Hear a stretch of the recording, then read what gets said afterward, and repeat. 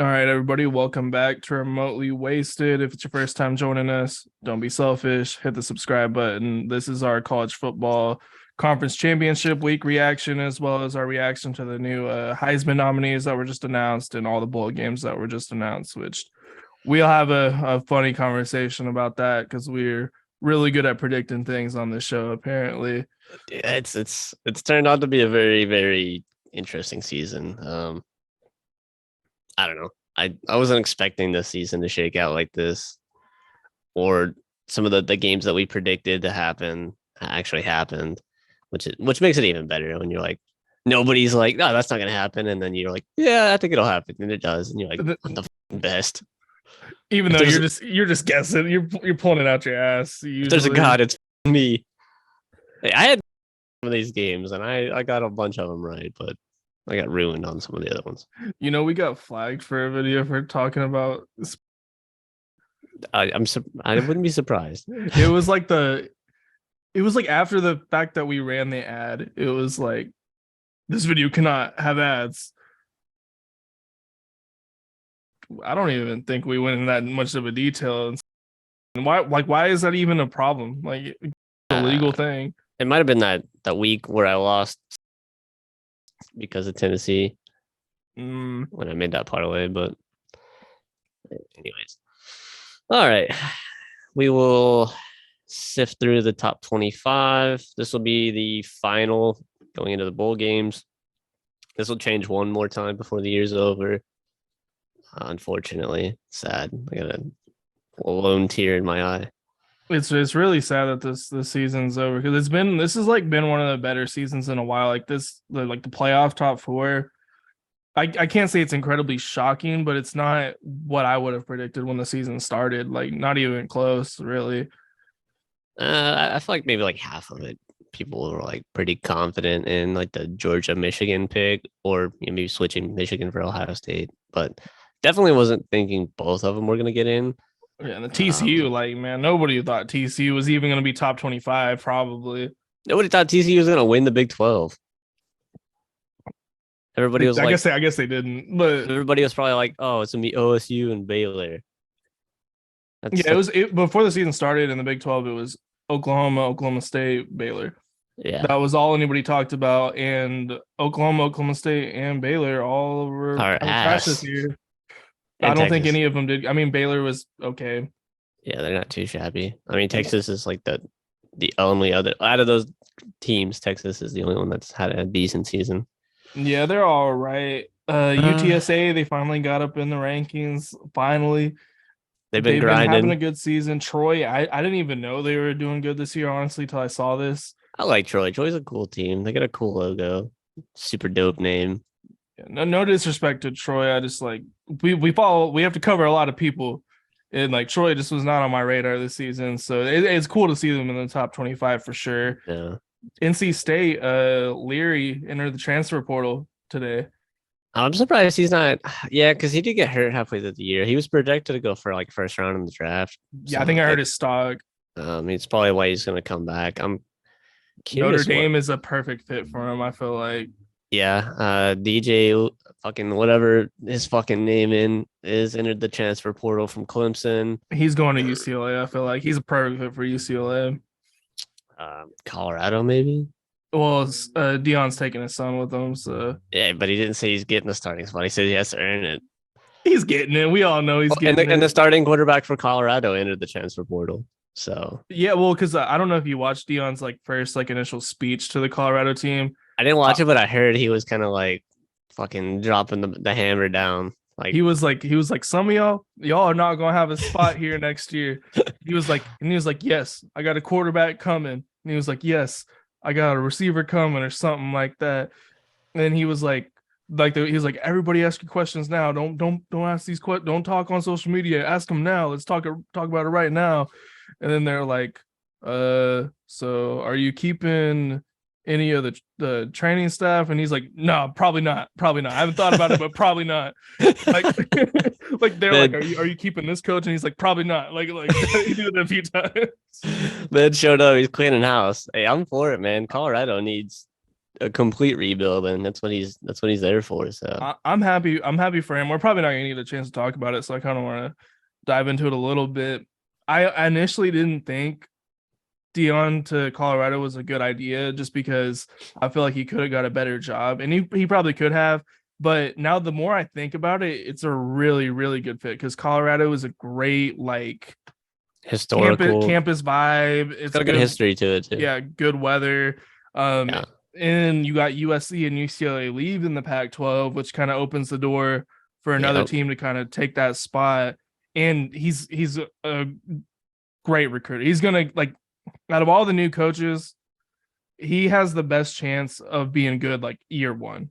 Yeah, and it's a safe job for him. Like, they're not expecting to win. Like, they won one game this year, so if they win anything more than that, that's a plus. That's movement. He's bringing in so much talent that they have never even seen before. Like, there's already people like lining up ready to go to Colorado. People coming out of high school. So that honestly, I think they probably win at least 6-7 games next year. At least. Yeah, I think they're going to have a similar rebuild to USC, where it's kind of just like really quick. I think it's going to be like that. I think it'll kind of also depend on Shedeur. Like, how's he going to play against actual big schools and not, high school talent? I mean, not really. They're trying to disrespect the SWAC, but that's not a big conference. Pac-12 is way bigger. He's going to have to outscore a lot of these teams, because I don't really know what kind of emphasis they're going to put on defense recruiting and like their defensive coordinator hire. If they could build a solid defense and compete, on both sides of the ball, then they have a really good chance to maybe even win the Pac-12. So I think it really just is going to depend on the QB. Yeah, I think that, and I mean, I think the defense will be good, just with Deion being a defensive player. He really does care about that side of the ball. I love, like, one of the first things he says was like, he's like, this isn't about me getting a bag. He's like, I've had a bag for years. Like, and he's not lying. Like, he has the money. It's not about the money for him. He don't give a fuck. He's trying to change people's lives and get people drafted and build a legacy for himself. Another legacy. Not even a completely separate from whatever his legacy he built as being one of the best football players of all time. Yeah, I mean, it's really just crazy. Cool thing to see. I know a lot of Jackson State fans were a little bit upset. Not most of them, but there was a few I saw in the comments, and some other people that were really upset, and they were acting like he was like turning his back on HBCUs and all this stuff. And what I would have to say to that is, I think what he's doing is even more, what's the right word for it? It's even more impactful for like the Black community, what he's doing now, especially if he could build this program up and make it really successful. He's going to open the door for a lot more coaches like that. So yeah, to kind of make that jump. And he wouldn't be able to do that at Jackson State. That's just kind of the bottom line with that. Yeah, and I mean, he did bring a lot of talent to Jackson State, but like, after they won the SWAC championship. Like, there's nothing else left to do. Like, is he just going to stay there forever and just keep beating teams' ass? Like, that's boring. There's no challenge for him as a coach. His name alone's bringing in so much talent. So you might as well. You got to leave eventually. And he's put a lot of his own money, and I don't know if you've seen that. He put a lot of his own money into some of their facilities and stuff at Jackson State. He's got his hand in picking out their next coach. Like, it's not like he's leaving them high and dry. He's really trying to set him up for the future. Nice. And I mean, I think they're going to be at least a 500 team next year. Yeah, it should be. I don't. Not everybody is going to follow him. Like, yeah, I don't even think it's going to be like Jackson State players that are going to make the difference. I think some of these guys in the portal, when they're looking at all the places they could go to, I think Deion's going to be a coach they want to play for. Oh, I'd go to Colorado 100%. 100%. Unless you're like your favorite schools, like Colin, like, then I'd be like, all right, well, that's an easy place to kind of excel in. You're not playing a whole lot of high level schools in the Pac-12. And you got one of the best players of all time, especially a defensive player. If you're like a cornerback, man, that secondary gonna be nasty, I feel. that whole team, I feel like he's going to get a lot of talent in the transfer portal. And there's some, like, Colorado is a Power 5 school. They have some talent on the team. He's going to weed, which is what he was talking about in his meetings. He's like, I'm going to weed out the ones that want to be here and the ones that don't want to be here and the ones that want to win and don't want to win. So there's going to be a lot of guys that are going to stay on the team if they really want to be there. No, I feel bad for the that team come like winter workouts in like January and like pre-off season like workouts. He's going to fucking destroy them to see who it's gonna be like a boot camp to see who wants to be on that team. And oh man, it's not gonna be fun. I could feel it. It's like one of the most things I'm excited for like next year is seeing how Colorado does. Just the way he cares about his players. I don't know if there's another coach out there that really cares about his players the way he does. Like, he's not about the money. He has the money. Like, I mean, Dabo cares. Norvell cares. Coach Stoops definitely cared. Stoops. I mean, Venables does, but he hasn't really been a head coach for very long, so it's kind of hard to. He's still getting his stride to judge it. I mean, but there's some guys that are like, I want to say Lane Kiffin doesn't care about his players, but he's more like, what can I do for me? Which is cool. I understand. What can I do to win? But I mean, you come up underneath Nick Saban and all that motherfucker wants to do is win. Like, you're gonna kind of like, obviously that's a winning mentality and it works. So that's what you're gonna adopt. Yeah, I just think Dion, he's just one of those people that could he could change like a young person's life. He cares to that. Already. He cares to that point. Yeah. Where he sees people who like have potential but haven't really been like maybe working for it, and he kind of shows them something that they didn't see themselves, and then they excel. So I'm super excited for Colorado. I'm trying to think of some other things that happen over there. Another thing about the Colorado job is like, he's not going to get fired if he's doing bad. Like, they're going to give that man so many years if he wins it. So it's such a safe job. The Nebraska wouldn't have worked. It wouldn't have been as safe. Wisconsin probably not. Stanford, that's such a hard team to recruit for because of academics. We talked about that with they need to change that shit. We talked about that with Northwestern and Notre Dame job. So it's a really good fit, I think. So, do you think so? Okay. Got Mississippi State sitting at 22, 8-4. Went up 2 spots. They had a really good year. Yeah, Mike Leach is kind of getting them back on the right track. I don't know if like 8-4 is like their ceiling, or maybe I could see them maybe grabbing 2 more games, but I don't really see them maybe winning the SEC. I don't see it. The SEC is so tough. I think the good thing is that we're switching to a 12-team playoff. I think that's the. Well, and then they're switching the conferences to like where there's no divisions. Like, for a lot of them, you're playing like at least for like it's gonna be like the Big 12's conferences. It's like the top 2 teams play for the conference championship. That's how it should be, because the ACC switching to that. I'm assuming the SEC might, because I heard the pod system thing that they were talking about. They're not doing that. It's probably going to be what everybody. I feel like all these conferences are probably going to be like 1, 2 play each other, and they kind of have to do that to figure out spots for the playoff, because like the seeding and stuff for the playoff is a little weird. So it's like essentially there's going to be the top 4 conference champions get the bye, right?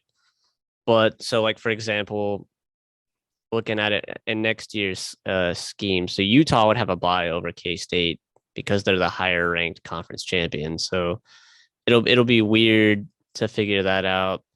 And then like the second best teams getting spots, it's just going to go purely off rankings.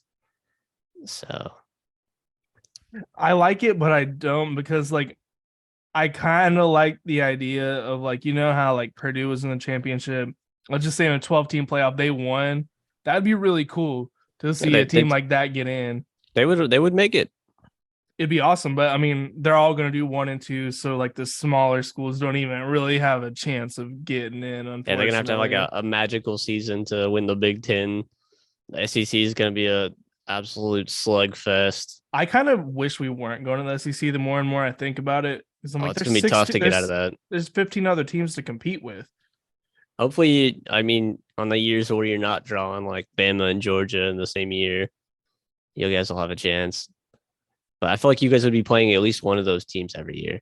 I think I don't think we'll dominate the SEC the way we dominated the Big 12, but I do think we will get in probably at the bottom half of a 12-team playoff once like Venables gets settled in. Yeah, on a case, like maybe every other year or something like that. I think most years we could probably get in around the 12 to like 8 range.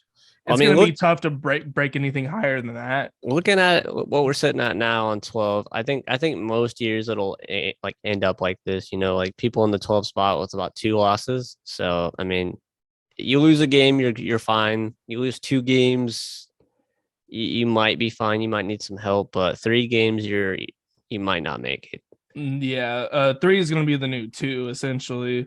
Yeah, like what it is now. Can a 3-loss team make the playoff? Yeah, which maybe. I think 3 losses is actually pretty. Like I feel like it'll be a lot less of an outrage with 12 teams than like a 2 loss would be with 4 teams.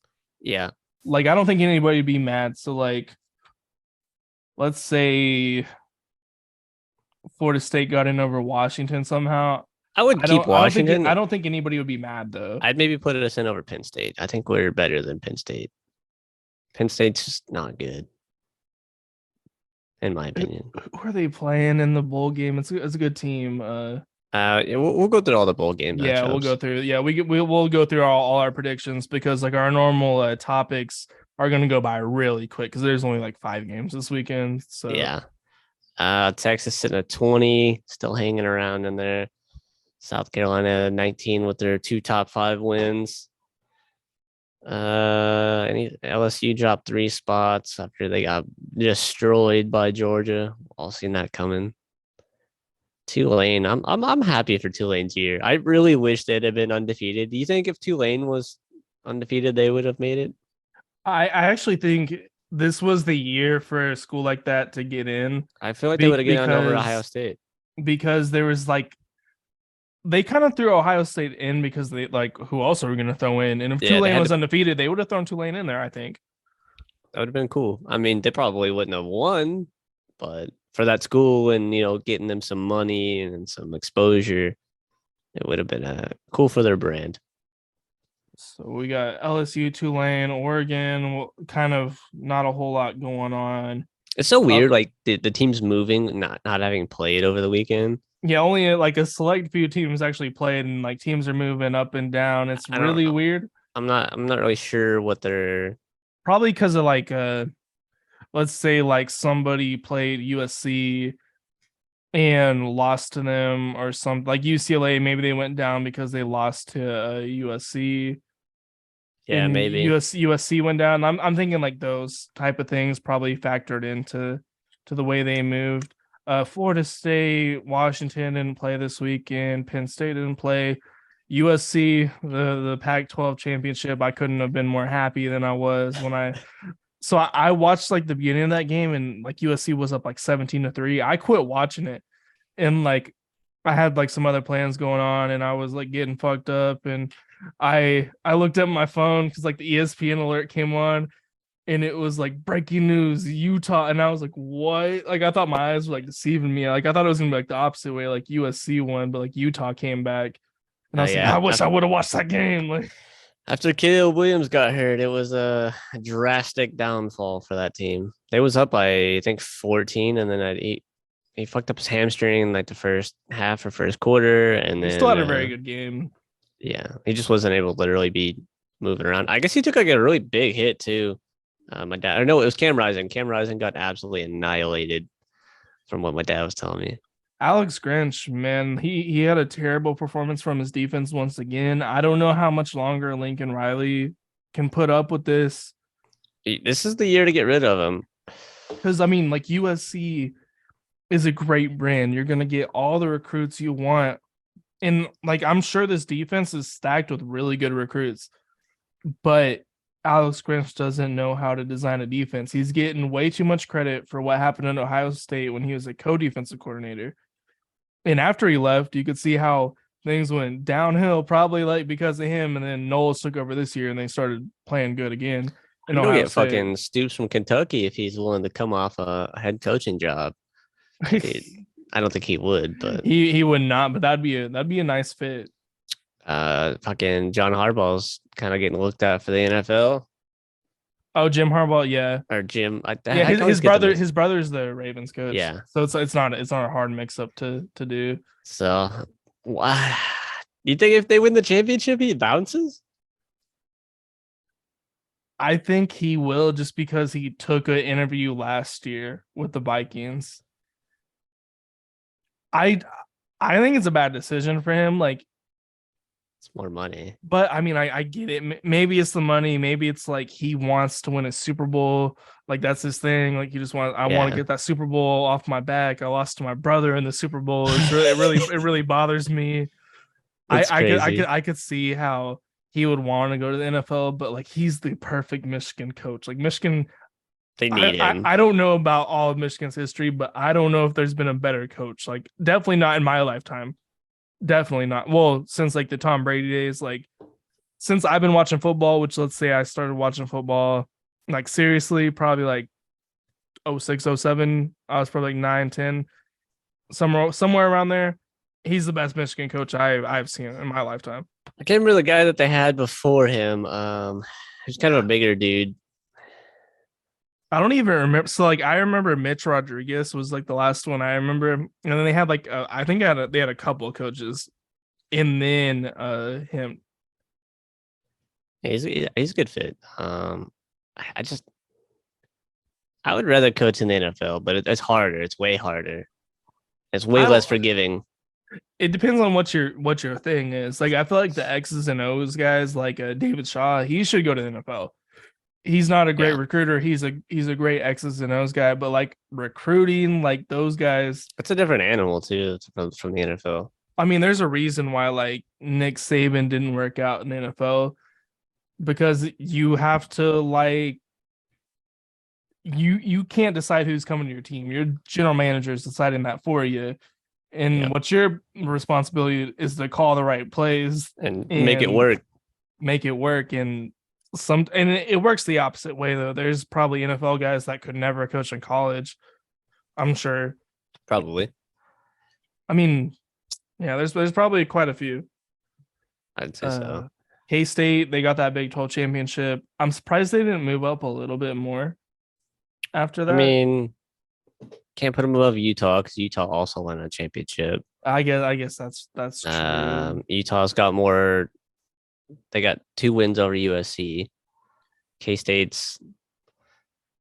They have a lot of like ranked wins, but like they were just ranked at the time. You know what I mean? Yeah, can I TCU's wins? You can't put them above Clemson because they also won an ACC championship and they have one less loss. So like, if you're gonna put them higher, you'd have to put Clemson and Utah over like Bama and Tennessee, and then ideally Tennessee would be sitting at like 7. So ain't really too much further than they can go. So I was like thinking about this and kind of just like I didn't like really think about it until just the other day, but why is Tennessee behind Alabama? Like, is it just because Hendon Hooker's hurt? Like, is that I have them above Alabama? They beat them, so they should be above them. They have the same record. And so Alabama lost to LSU and Tennessee. And Tennessee beat LSU. Yeah. And Alabama, as far as I know, did they even play South Carolina? I don't know if they did. I don't think they did. I don't think so. So I don't even think they have a win over somebody that like Tennessee lost to. I mean, if you want to say like Hendon Hooker's hurt, I get it, but it's like the backup has done nothing to prove that he's not. Yeah, they still win. They're still winning. So I think it's stupid. I think Tennessee should have been above Alabama. I know there's a whole conversation about does Alabama get in over TCU or Ohio State? No, absolutely not. No, that would be outrageous. But if we were gonna have that conversation, it should have been Tennessee instead of Alabama. But even then, the top 4 is perfect. Like that is. Yeah, there's not really too much debate for that top 4. I mean, I would swap 2 and 1, and that's all I would change about that. It's up for debate. Clemson, DJ's done. He's gone. So I got a question for you. What? Do you think that game had more to do with how good like Clemson's backup is, or just how much of a fraud North Carolina was? I think a bit of both. Cade Klubnik, he's actually really good. He's a freshman, if I'm not mistaken. And North Carolina's defense has been super bad all year. Clemson's offense is actually decent. So, yeah, a bit of both. Drake May had a terrible game. Mm-hmm. So that factors into it. I know he had 2 interceptions. So, I don't know. Probably more so like the Carolina being a fraud. Like, But I don't want to hate on Clemson too much, but at the same time, like North Carolina has been on a downslide for the past several weeks, yeah, and they slid hard. like Clemson, man, I like this Klubnik kid. He's really accurate. He's really smart. I just don't know if he has all the physical like attributes that can get Clemson there. Because, and I also, we'll see next year, because he's only played Syracuse, which they turned out to be a fraud, and then he's played North Carolina, which I think they're a fraud. I think everybody's kind of in that same agreement that they're kind of a fraud. Did they even make the top 25? I got dropped. Yeah, I mean, they're not even in the top 25 anymore.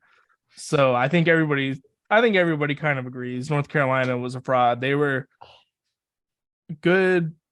I think they'll be probably preseason top 15 next year. And more than likely. Just with Drake May coming back.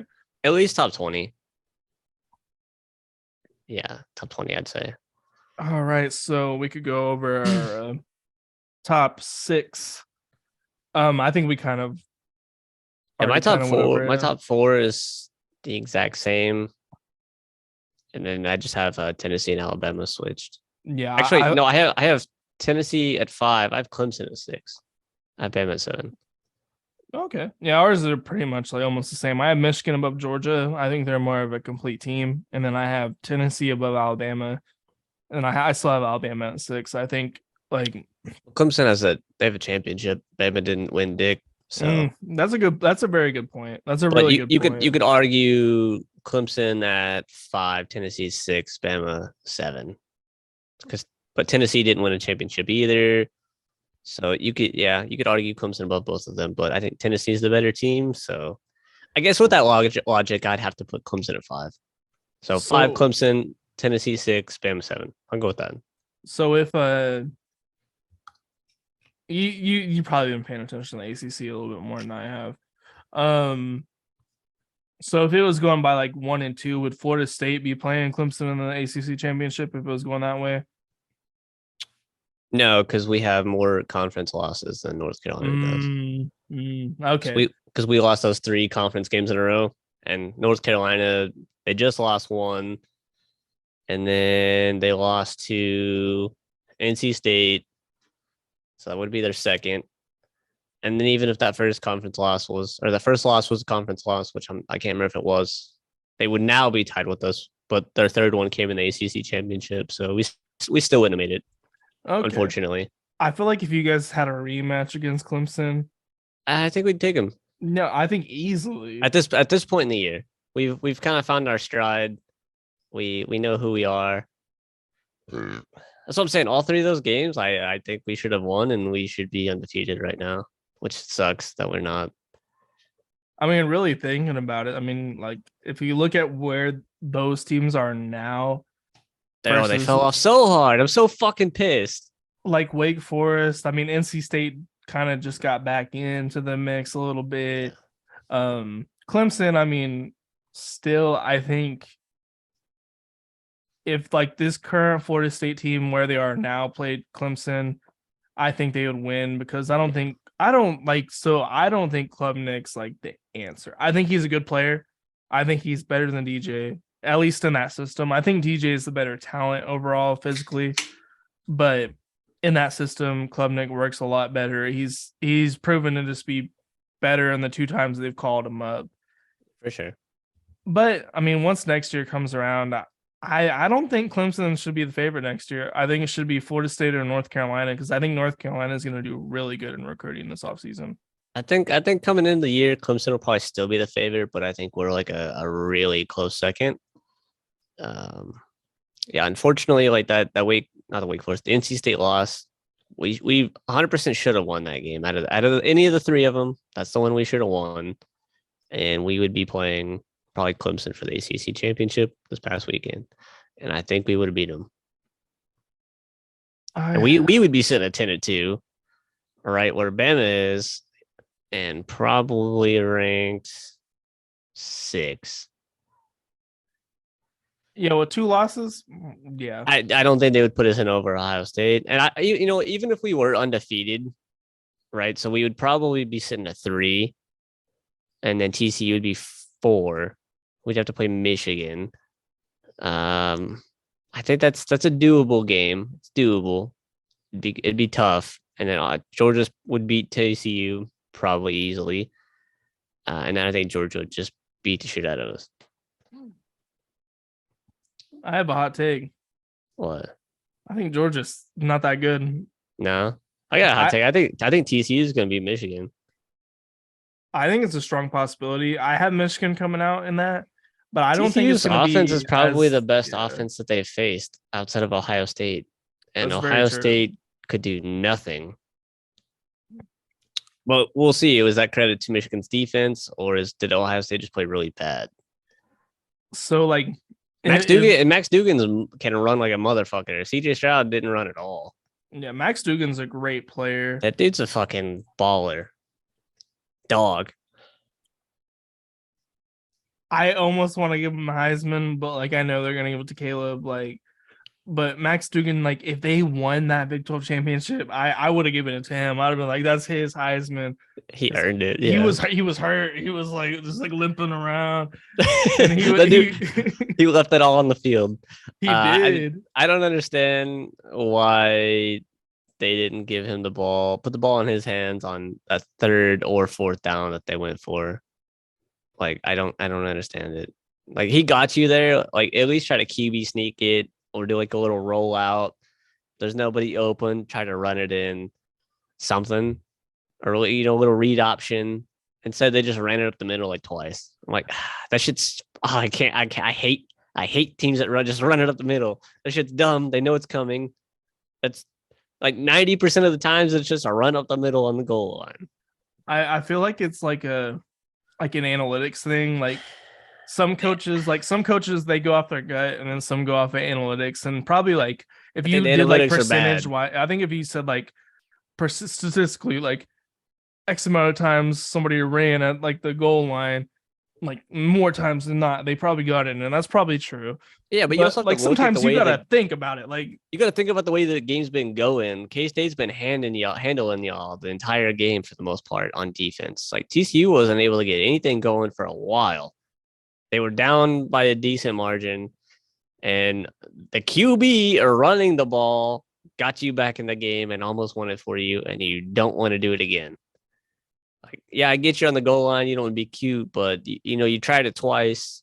No, I think that I feel like they took a shot and it passed. Maybe I'm getting the Jets Vikings game mixed up because they had a similar situation. They got down there twice on the goal line, got stuffed twice. I want to say TCU ran it twice, like from my understanding. On 1st and 2nd down, and then 3rd down, I know they ran it again, and then 4th down, I'm pretty sure they ran it again. So I think they ran it all 4 times. But because the big criticism was like, why have you not let Max Duggan run, like throw it? Yeah, I get maybe letting your running back try up the middle with your fucking analytics play twice.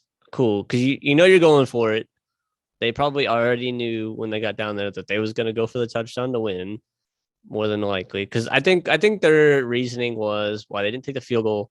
They weren't going to be able to stop K-State from scoring because K-State was kind of hot. Probably true. And I think that's why they went for it. And you're also on the goal line, so you have a really high chance of getting it. But they fucking didn't. So I don't. You know what? Maybe they should have done if they really wanted to run it. Let Max run it. He wanted it. Like, that's what I'm saying. Exactly what I'm saying. Like, at least once. Maybe on the 4th down, maybe run it up the middle, 1st and 2nd down, 3rd down, maybe try to do a little read option, let the running back keep it. 4th down, run it with QB like out or something like that. roll out option to pass. Yeah, I know there's been a lot of criticism for TCU, but Sonny Dykes has done one of the best coaching jobs I have ever seen in my life. Yeah, at least they're still in the playoffs. Thankfully. And they didn't even move down. They didn't even move down. They didn't change. They didn't ruin themselves. So, I'd much rather be able to play for the championship than just winning the Big 12. So, since we're talking about the playoffs, so we got Georgia playing Ohio State. I think this is I'm so happy about this matchup because at least we know one of them is not going to win the whole thing. Yeah, I think honestly, I think Ohio State has a fair shot to beat them. It depends what Ohio State team shows up, but they've struggled against random teams like Iowa. They struggled for a while. Northwestern, they struggled for a while. They struggled against Maryland. They got blown out by Michigan at home. They struggled against Notre Dame for a while. So those are all good defenses. Georgia has one of the best defenses. So do they continue to struggle? Or do they actually fucking activate this NFL receiving core that they have and actually do something? So we'll see. But I think they have a fair shot. I think that game's gonna be close for sure. If they cannot, get behind early, because Georgia's gonna score. So they have to be able to match them until one team kind of slips up with a turnover. I think it'll be a good game. It's not going to be like the Georgia LSU game. It could be if they play like they did against Michigan, but I don't see that happening again. So they got a decent shot to beat Georgia, and then Michigan TCU. I think TCU should beat Michigan. Should. It would be cool though if Ohio State Michigan made the championship. It would be cool. It would be cool. And then they stopped the shit out of them again. Oh, that'd be one of the best championship games of all time as far as the matchup. Just beat the dog shit out of them. I would be so happy. Yeah, I think you tagged me on something in Facebook, and I was like, I think this is one of the best matchups they might have ever had in terms of actual matchups between the teams. Georgia Ohio State looks like it could be a really good game, and Michigan TCU also looks like it could be a really good game. Or they could just be blowouts. Both of them could be blowouts. And I would hate that. I want three really good games this time. Once, can we get three just amazing? The semifinals games? Always suck. I want and see, that's why a lot of people want the BCS back, is because the semifinals have been super lackluster. The teams get blown out, and then the finals, the two teams everybody thought should have been playing anyways. But fuck that shit. I like tournaments. I like brackets. I like the potential for upsets. It's more chances for teams that would never make it to begin with to have a chance. Yeah. When the fuck would Washington ever be able to compete for a national championship? Probably never. Maybe now that teams are moving out and they stay, maybe be in the Pac-12. But if they didn't go to the 12 team and just kept the current 4, they'd have a good chance to win the Pac-12 and win out. You maybe make it, or Oregon State sitting there 2 spots off of 12. Come on, they would never fucking make it. And then Oregon State beat Oregon, so fuck around, put them in there, and let them upset maybe a Georgia. It's possible. Well, they wouldn't be playing Georgia; they'd be playing Alabama, which I don't see that happening. Yeah, I mean, but you never know. I see first off, the BCS should not, at least in the format it was in, ever come back. Hell no. But one thing I think would be cool is that the BCS system decided who was in the playoffs, so you didn't have any biases in it. Because there was biases, but the computer was also a factor in it. Yeah. The problem is the computer was was also biased in a way, oh, you didn't play this many, there's no eye test, you know what I mean? Yeah, you didn't play this many fucking ranked teams. You don't have this many ranked teams. You're just undefeated. But this team is 1 loss, and they've had a fucking gauntlet for a schedule. So Yeah, it's kind of a catch. I think the 12-team playoffs is probably the perfect solution to everybody's complaints. Because honestly, if the two best teams make it to the fucking championship, so be it. They earned it, and there ain't gonna be no bitches or complaints. Like they went through the tournament, they won the games, and then they won the championship. All right, cool. You're the best team.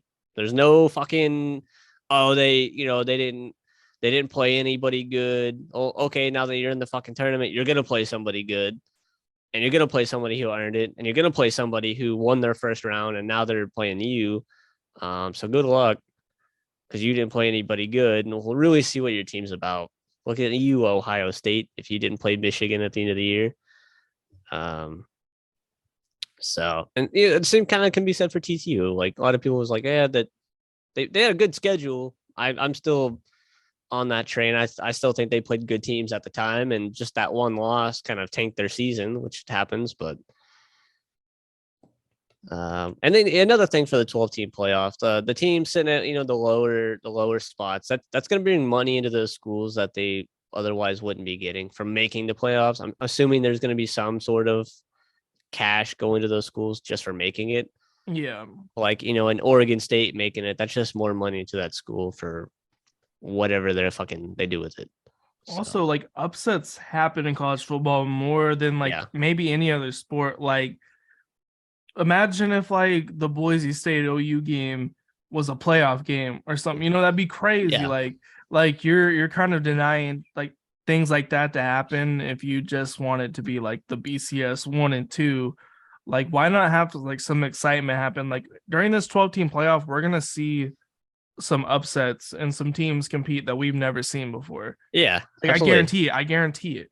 Or maybe some players on the favorite get sick, or somebody gets hurt, and then that's the deciding factor, and then they get upset. Like there's all kinds of factors that could play into it. Maybe the team that's the favorite has to play away from where they play at. Maybe they're a Florida team has to play in California or playing like the Rose Bowl or some shit, and then they got to travel, and then their fans aren't going to be able to travel super well because that's across the goddamn country. It's going to be expensive, and yeah, there's a lot of factors that go into it that are outside of just like, oh, this team's 12 and you're playing Alabama at 5. Well, and it's like Washington, I think, could beat Bama. Could. When it's like proof, like like some of these teams in the past never got the opportunity to play a good team, and at least we'll know for sure. Like if they did lose, like okay, they weren't that good. You got a cupcake schedule, but at least we'll know. Like if they win, it's like okay, at least they got the shot and they proved it. Yeah, like why not? It's so much harder to win in the 12 teams now because now you're playing the top teams at the end of the year. Outside of your conference, you might even end up playing somebody that was in your conference again, but I'm for it. So for it. So excited. I wish it would just be next year, but next year will be our last year on the current format. Yeah. Thank you to the Rose Bowl for not holding this whole thing up until 2026. Fucking assholes. Although I think had the Rose Bowl been like, nah, I think they would have just been like, all right, we'll put the Jimmy Kimmel Bowl in or something. Yeah, fuck the Rose Bowl. You can have your own shitty ass teams play on the Rose Bowl every year. You could have fucking Tulane and fucking UTSA or something like that. I bet you that's what happened. And then the Rose Bowl's like, they strong armed them. Fine, like I guess we'll do it since we want to be a part of this. I don't know how they're gonna format it. I don't know if you've seen a lot about it. I hope they use. Team? Are they gonna have other bowl games like as part of the 12 team, or is it only gonna be like the top 4 games or bowl games? Well, so there's all 6 of the big bowl games, all 6 of them, right? So there's 12 teams. So say Penn State, Washington, or no, it would be so these 4 teams are gonna bye. So it'd be like say Alabama, Washington, Rose Bowl, Tennessee, Penn State, Cotton Bowl, Clemson, USC, Orange Bowl, Utah, K-State, Fiesta Bowl, and then when those teams would move on. Actually, it might be the last bit. I'm not sure because there's only 6, right? 6 big bowl games. So there's the New Year's 6, which to my understanding There's just a 6 of them. So Yeah. Alabama, Washington, that's 1. But are the playoffs like 2, separate from the New Year's 3, Six in the current 4. format? I'm trying to think of how many games it would be total. So first round, it would be 4 games. And then that's going to drop from 12 down to what?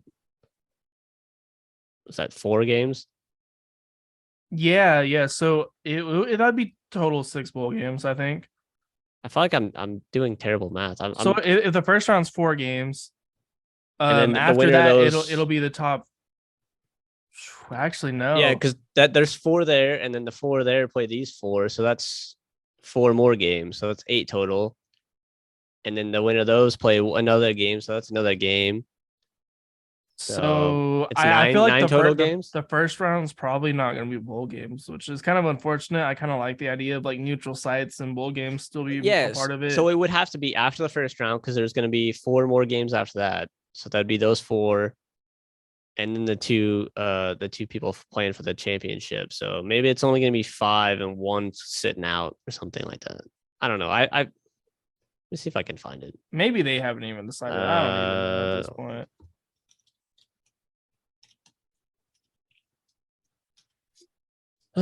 Playoff 2024.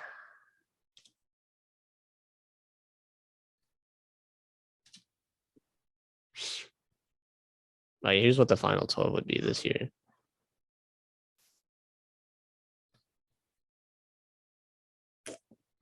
So I think Tennessee, K-State would be a pretty cool game. TCU, Tulane, that'd be a blowout. Ohio State, Penn State, they already beat them once. So you got a rematch there. Alabama, USC would be pretty interesting. And then Bama win that. Okay, so you'd have Bama against Michigan, which would be cool. More than likely Ohio State playing Clemson, TCU playing Utah, and then I think K-State. Well, it was Hendon Hooker out. K-State wins. Hendon Hooker and Tennessee wins. Yeah, so K-State against Georgia. So I say Georgia probably moves on. TCU. I think Ohio State. It would more than likely be the same 4 we have now. They're just playing some extra games. So we got 1, 2, 3, 4, 5, 6, 7, 8.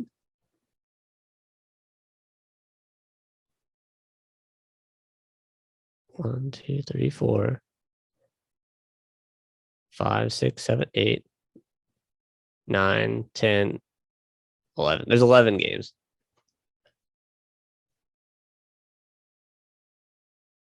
Does it say which bowls go into it? I don't. Maybe they haven't decided that yet. Is kind of what I'm thinking. Unless they do play them in. No, they did. Okay. So the first round is just gonna be like at the home team's field. Okay, yeah, that's what it was. And then it goes to the Peach Bowl. You got 1, 2, 3, 4. And then the championship. Oh no, there's more. Okay, so all 5, 6. New Year's 6 will be part of it.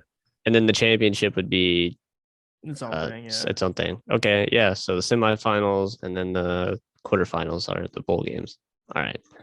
I knew it was something like that. The earlier rounds were like some of the lesser known bowl games, like the Holiday Bowl or like the. Well, I mean, it's cool you get to play a playoff game at home. Yeah, I mean that's dope. That's true. Like, imagine if you have a killer home field team like LSU or Clemson or something like that. Like, good fucking luck going in there and winning a playoff game. That place is gonna be crazy, way more crazier than it is in the regular season.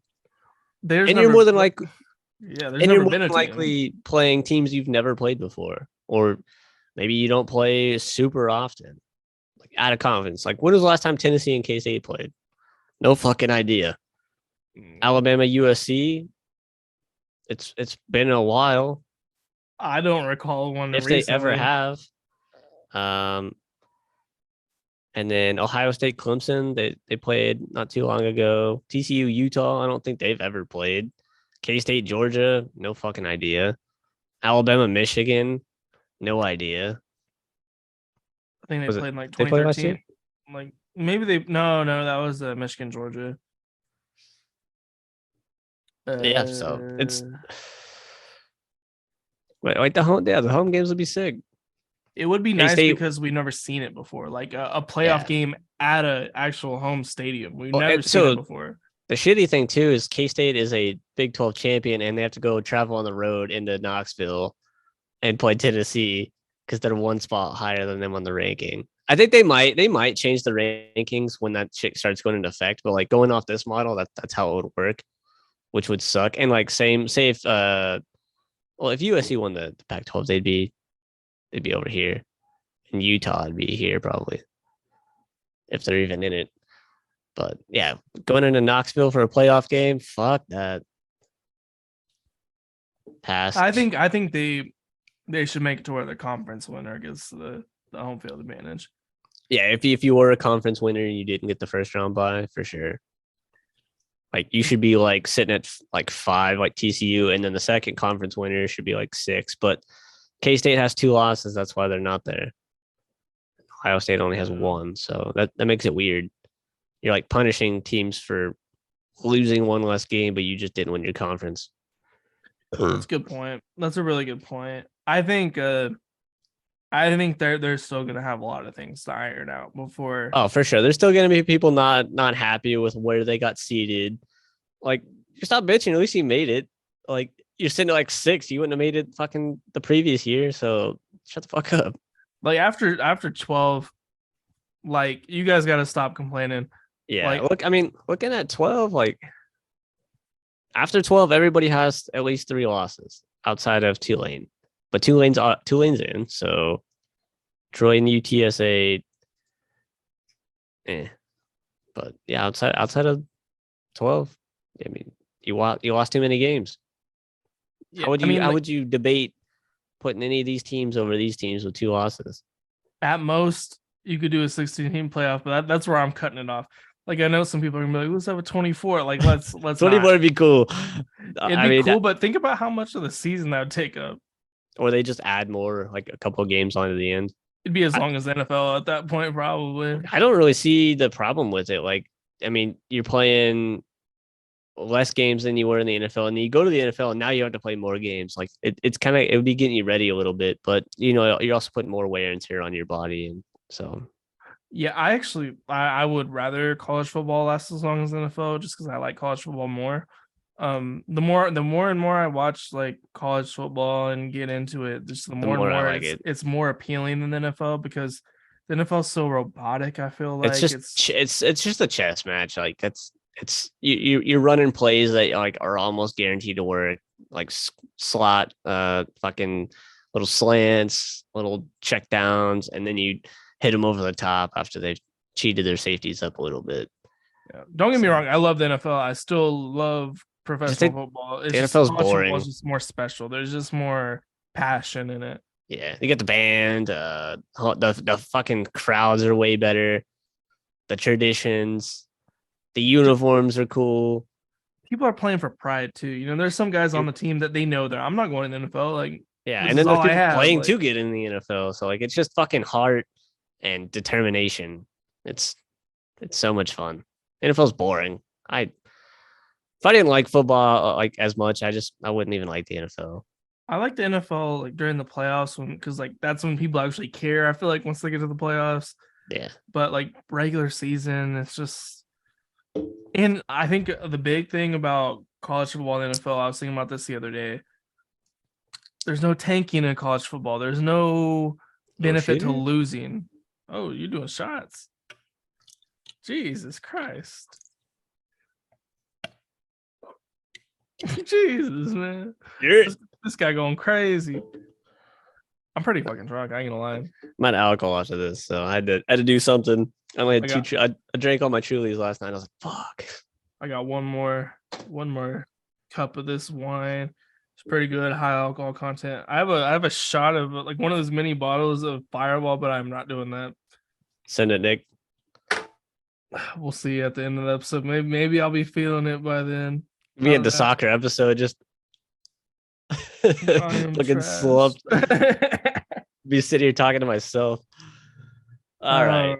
And we pretty much covered the top 25. So I guess we'll roll into the matchups of the week, or the championship games that happened. So we'll start with the Pac-12. Yes. Utah kind of beat the shit out of USC. Granted, Caleb Williams did get hurt. Let's see if it shows that hit Cam Rising hurt. Oh, I think this is it. Whoa. I think I did see this play actually. I'm gonna stop the share because I think we'd probably get the fucking video taken down again. Right, because we showed the Dylan Gabriel hit against TCU and then they fucking hit us with a strike. I know, man. YouTube, man, there's some haters. It's the first time I've seen this video too, so I'm kind of excited. At least he didn't get hurt. I think I actually saw it like when I watched the highlights, but it was nuts. I love Cam Rising, man. I've been high on Utah all year. I'm sad they dropped a couple games. 3rd and 3. Rising flushed out of the pocket, running to the right, trying to cut up field. He breaks the tackle. Boom! Oh my God! Jesus Christ!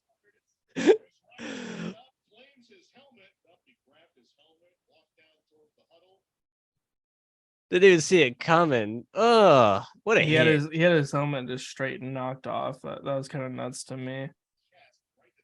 Oh, that dude's a dog. And he held onto the ball. That's what I'm talking about. All right. Well, so they were tied at 17 in the second quarter. So going into half, it's all squared up.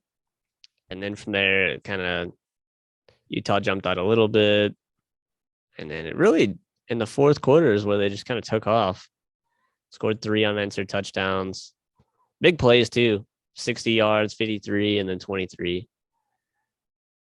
And then I gotta put the screen share back on.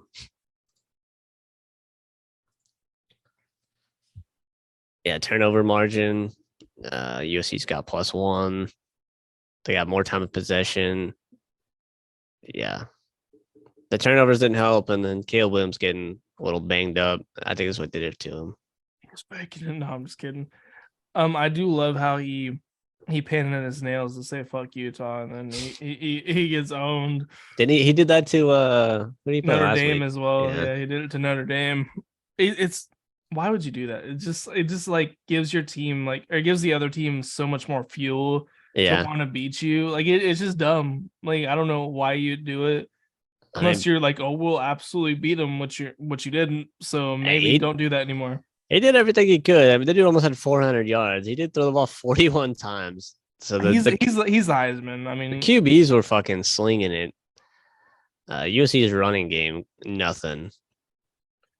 That's also a little bit of an indicator right there. They can't run the ball, so they know you're just gonna throw it. Yeah, and they still couldn't stop it. Did you hear what Sean Payton said about Caleb Williams?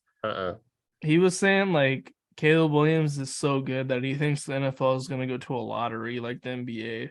So teams don't tank for him. Yeah, teams might tank next year hard. Is it next year when he can go after next year? Yeah, it's after. So he has to play all next year, then he could go. Yeah, the lottery would be cool. I think that would be cool. I would like it. It would definitely prevent the tanking, but the only reason I don't like the lottery is because it kind of punishes like the bad, like the teams that are just genuinely bad. And you might fuck around and give the fucking Super Bowl winner the first round pick. I think it should be like teams that would make the playoffs have no chance to make a top 10 pick. Like you lottery the top 10 picks, and then like if you make the playoffs, like you're not getting drawn for those. You know what I'm saying? Yeah. And then after the top 10, then they put those teams in for the remainder. Well, that's how they do it in the NBA. They do the top, like the worst 12 teams get their number drawn, and everybody else is kind of just like ordered. Yeah. But I don't know. So like the NBA has gotten kind of like, I get what they're doing, but like if a team's really, really bad, they still get the same odds as the top 3 teams. Like the top 3 teams all have the exact same odds, which in some cases can be really unfair if like the worst team is like you said, like just genuinely like really, really bad. Like yeah, they're not trying to lose. They need help. They're not good. Like they're not good at all. Yeah. So I actually don't think the NFL will go to a lottery. Sean Payton's just kind of throwing the idea out. Maybe that's something he wants to see, but it could maybe happen in the future. But the NFL draft is so big. It's such a dope event. I love the NFL draft. It's such more like an impact on the teams. I feel like that than the NBA draft. Like it's pretty much like the first couple like picks in the NBA, and after that, everybody's like, all right, cool, and then they turn the shit off.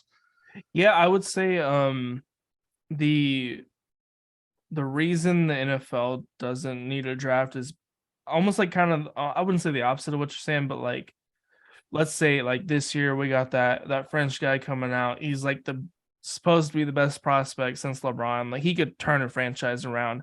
I don't think in the NFL, unless it's a quarterback, like it's not going to make that much of a difference. Like even if you get a quarterback, what if you don't have an O-line? Like he's not going to do good. Like the NFL is so much more of a team sport. Yeah, NBA's there's 5 people on the court. You can carry a game by yourself for a little bit. You can get hot and score fucking like 20 straight points like yourself. The NBA is an individual sport with like a supporting cast, in my opinion. Yeah, pretty much. You just need someone to pass to you and kind of like get you open. Or if like you're down by the basket, you need someone to just kind of lob it up to you. So would be interesting. I don't know. Anything else you want to say about this? I love to see Lincoln Riley lose. I love to see this team lose. If you guys want to win, get rid of Alex Grinch. But you guys probably aren't going to do it. Lincoln Riley. They should. This is the year to do it. So I think USC, they have one more year to win a championship, like in relatively like an easy fashion. Well, once they move to the Big Ten, they're gonna have some problems. They're gonna have some real problems. They got to compete against Michigan. Defenses. They got to compete against Ohio State in recruiting. They got to compete against UCLA, who's kind of catching up to them in recruiting. And then we don't know who else the Big Ten is going to take. Are they going to steal Oregon? That's a big conversation. Are they going to steal Washington? That's also a big conversation. Lincoln Riley needs to make a change on the defense. ASAP. Utah, I think they're on the up and up. I love to see Utah do this. If they could get a good quarterback to replace Cam Rising, back to back, they could do it again. Back to back Pac-12 championships.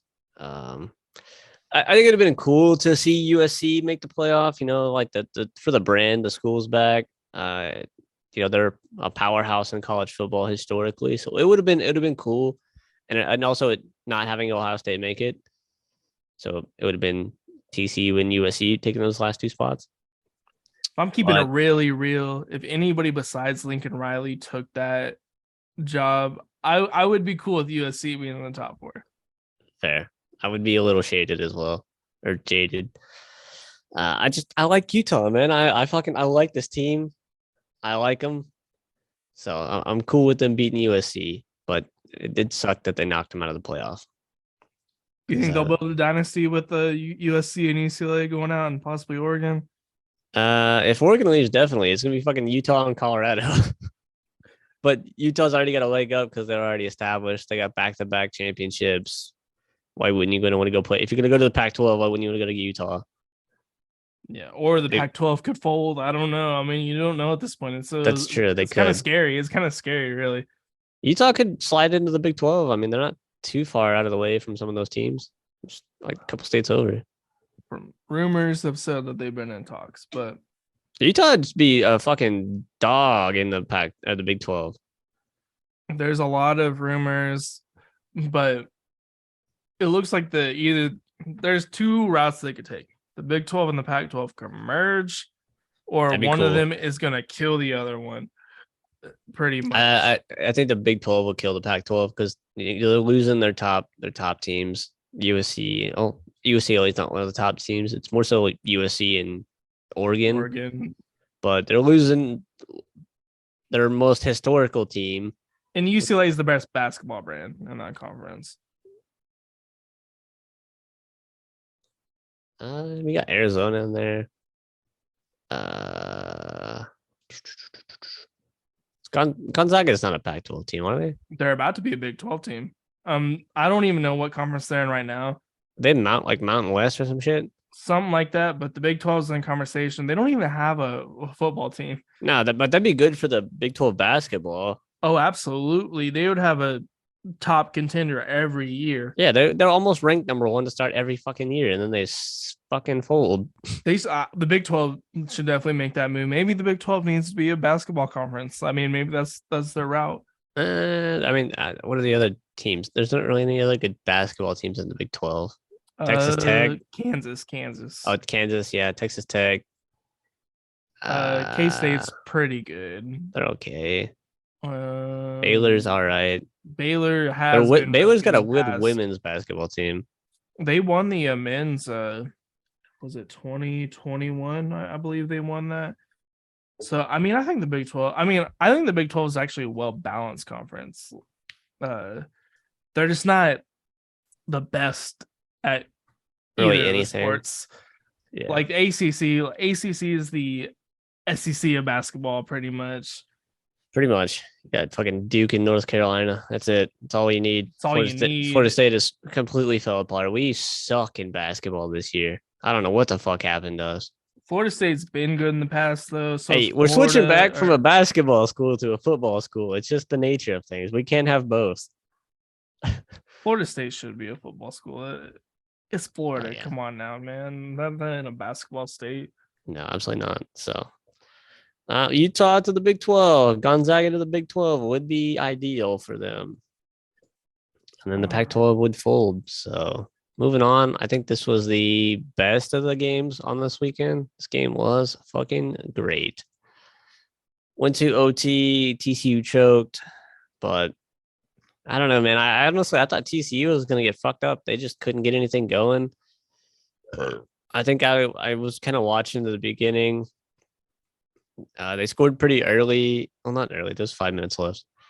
And it seemed like they were just kind of stalling out. And then K-State jumped up kind of big on them, and they was able to bring it back. Pretty solid stats. Will Howard's fucking. You think if they had Adrian Martinez, they would have won this game? I think so, but I mean, Will Howard is like so comparable to him. Adrian Martinez can run like crazy, though. That is true. He is more of a runner. I think. I don't know. If that would have changed the dynamic of the TCU defense, like they're gonna have to make him throw, and stop him from running, or let him run and just keep him in front of you, and let him get the short yardage. I almost think if Adrian Martinez would have started, TCU might have had a better shot, just because Adrian Martinez isn't that great of a thrower.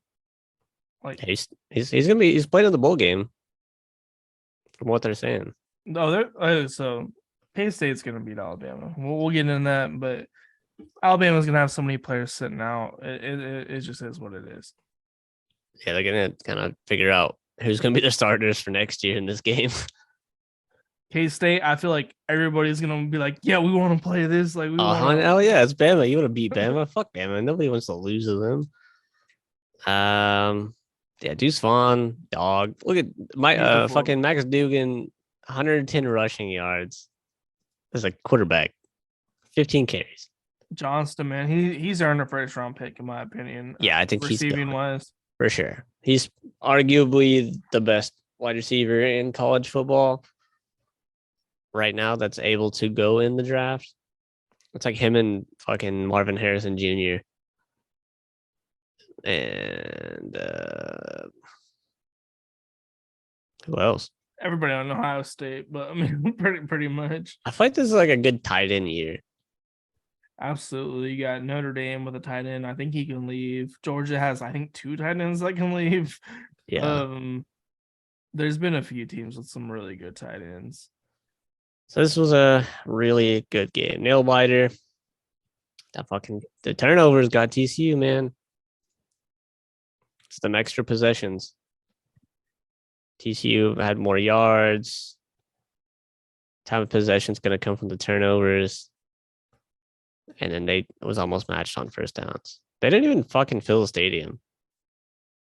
That's actually really, really sad. If I would have known that, I'm assuming the tickets might have been cheaper.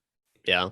I probably would have gone. Like, if I would have known that, like, the tickets might have been cheap, Because I mean, Dallas is like a 6-hour drive from where I'm living. So I mean, It's been fun. it's like an 8-hour drive from where. I mean, it is really not that long of a drive. No. Maybe next year I'll go to the Big 12 championship. Like, why not? It's definitely going to some games next year. Going to the We're FSU going game. to an FSU game for sure. I'm sure I'll be at like OU like way more than I was this year. I went to 2. I'm probably buying season tickets like over the off season. Probably a couple $100. I talked to the guy last year. They're $600 for about where you were sitting, which I don't think it's bad. No, it's not like bad. for a whole season. Fucking spend that tax money. I mean, that's probably what I'll do. Like straight to the savings. And it's fun. Like it's a really good time. Yeah, absolutely. Especially if you have nothing to do the next day. So like you don't have to like hurry back. Like the game we went to, we had to like fucking hurry the fuck out of there. Unfortunately. That's what I think is gonna be fun about that Florida State game, because I feel like we're gonna have time to just get like wasted and just we get there the day before, get the hotel, fucking go see some shit, get some dinner. It'll probably be a late game, and you just get fucking trashed, beat the shit out of whoever we're playing, probably Miami, and then get wasted after that even more, and we fly out the next day. It'll be a great time. Oh, it's gonna be so much fun. So yeah, anything left on TCU K-State? No, I'm just disappointed. We already talked about the decision making on the last drive and overtime for TCU, so I don't want to beat a dead horse. UCF, Tulane's good this year. They came out hot. I watched a little bit of this. The Tulane was just kind of moving the ball with ease, it seemed like, from what I was able to see. UCF just ain't what they used to be. I think they could get back to it. I think when you have like Scott Frost, who was really good before he got to Nebraska, and then they got Gus Malzahn as their head coach. Is that who it is? I'm pretty sure they have Gus Malzahn. He's a good coach. I mean, maybe for UCF, hell yeah. Tulane, their coach was about to take the Georgia Tech job. He stayed. He's saying, I'm staying at Tulane. I think that's why they were so hyped up for that game. Yeah, it was Gus Malzahn. Yeah. I like him. I really do. I think he's a good coach. I think you can build him up. I think he's only been there like a year or two. Not that long. Yeah, I mean, Josh Heupel, when did he take the Tennessee job? Because that's when Gus Malzahn must have taken it over. I think this might be Heupel's second year. Yeah. So this must be Malzahn's second year. So I think UCF, and they're going to the Big 12. I mean, 9-4 with the American Athletic Championship appearance. I'd take it if I'm a UCF fan. They just got dominated. Tulane had 3 turnovers and they still got blown the fuck out. So, turnovers aren't always the deciding factor if your offense is not working. Pretty much doubled them in time of possession. They just could not do anything. We had 73-yard pass, 60-yard pass, 60-yard run, 43-yard pass. So yeah, the big plays killed UCF. That's what it looks like it boils down to. How do you think Tulane's recruiting is going to shake out this offseason? Do you think they'll be better next year? Because a lot of the times you see these teams that do really good and they're a smaller like school. I think it's hard to replicate it. It's super hard to replicate. I don't think they have as good of a season, but it really doesn't matter because they can have an okay season. They just got to win, and then they might make the playoff. It's pretty much I guess they do have to have a good season because it's the best group of 5 team.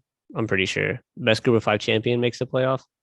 Yeah. So I mean, next year we're still doing the 4 teams. So in 2024, it's best group of 5. For all we know, Tulane will switch to a bigger conference by then. Who even knows at that point? Right. But I mean, I would say Tulane has a good possibility. UCF's going to the Big 12. So I mean, you never know. You can see like a Liberty or UTSA. Who's some other good? Boise State. Liberty's in good shape. They got Coastal Carolina as a coach. Yeah, they got 1 year to really kind of have a down year to prepare, and then the year after that, it's fucking game on. Win your games and you're gonna make the playoffs. That'd be Liberty, huge. Liberty That'd be bounced huge. back like nice. That was a great hire in my opinion. Yeah, I think the group of 5 team, like every year for the 12 team, could be different. I don't see a lot of teams just staying dominant and making it every year. It's gonna be, you might have like 2 years in a row being the same team, like when UCF had that stretch of going undefeated, or like Cincinnati, but then they kind of fell off. So I think Liberty is the most likely of the Liberty, bunch. UCF, I would say. Maybe Tulane's looking like they're in a good spot. Well, I mean UCF, it looks like I think they're going to be in the Big 12 next year. It might be the year after, but they're going to be Power 5, so they're probably not even. They could make it to the ACC. You think UCF's going to go to the ACC? It could. They're like right there. They don't even have to fucking travel. I thought they already had an agreement with the Big 12 to join next year. Haven't really been keeping up too much. Well, I mean, like that would be like geographically, the ACC is definitely a better fit for them. That's actually a terrible fit geographically for the Big 12. Yeah, you're going halfway across the country to play every road game. But West Virginia does it. I don't know why they do it. Yeah, and look at them. They fucking suck. West Virginia should be in the ACC. Like, realistically, I do like how the ACC... Or the Big Ten. The ACC surviving, though. Like they're a pretty good conference. Like nobody's jumping ship yet. If anybody is going to jump ship, I'd rather it be us and us not get stuck there. But you know, it really doesn't matter because even if all the good fucking teams lose, all you got to do is win and you're already in. Like, say Clemson leaves, like, and that's hypothetically that should be an undefeated season every year. That's what I'm saying. I don't think. But that doesn't. From the ACC that doesn't benefit us because we're not playing anybody. We get to the playoff and like, oh yeah, we beat the shit out of everybody. We're good. We get matched up. We get the first round bye because we be good, and we fuck around and play like Ohio State, and we get our ass stomped out because we ain't played nobody all year. So it's a double-sided sword. It's kind of like where OU is about to be. Like, yeah, we're probably not gonna like be as dominant as we were in the Big 12, but we're gonna be playing good competition week in and week out. And is our recruiting gonna match up with the amount of competition we're playing is really the question. Because if we don't have the recruiting, we're gonna be like Nebraska. Like, honestly, a fucking dead team. Oh, that would be such a shame, man. If they just get buried by the SEC, that'd be such a shame for college football. I don't see it happening, but like they're not gonna fall that far. If they do fall, it'll be like Mississippi State, Ole Miss level, not any further. I think we'll be in the playoff the first year they do the 12 team. I think next year we're not going to be that good, which we'll get into all that once we talk about like the bowl game, which probably be our favorite team talk. Yeah. But we'll talk about the future of Florida State and Oklahoma. All right. God, fucking SEC championship blowout. I started watching this. So this first touchdown here from Georgia, I was like, oh no, this game's bad. They went to kick a field goal, it got blocked, and nobody on LSU went to go after the blocked ball. Like, it was just sitting there, and it was kind of already like trying to like walk off the field.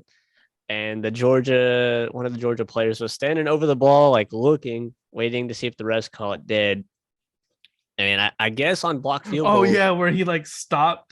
And then he like took off. Yeah, so as long as the ball doesn't come to a complete rest, it's not dead. So he was waiting. The ball was still like tilting, and he was looking to make sure it wasn't blown dead. Picks it up and just runs it all the way back. And there was nobody to stop him. That was a genius. Like, it was just great field awareness by that. Yeah. player. So because on point afters, if it gets blocked, it's a dead ball. You can't run it back. I know. I think in NFL you can. Pretty sure, right? You can run the extra kickback for like 2 points or some shit? Yeah. But yeah, in college, it's dead. But field goals are fair game as long as it doesn't come to a complete stop, which it didn't. It was about to, and he picks it up and fucking takes it to the house. After that, I was like, oh man, Georgia's about to just destroy them. And it's how it ended up. Unfortunate.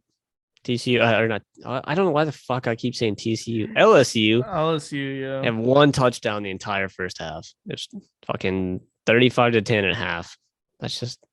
I heard the backup came in and played pretty well after the starter got hurt. I heard like he like this if this had the starter written Jalen Daniels had he been healthy, the game might have been a little bit different. But the backup once he came in, he I don't know well. at what point he got hurt.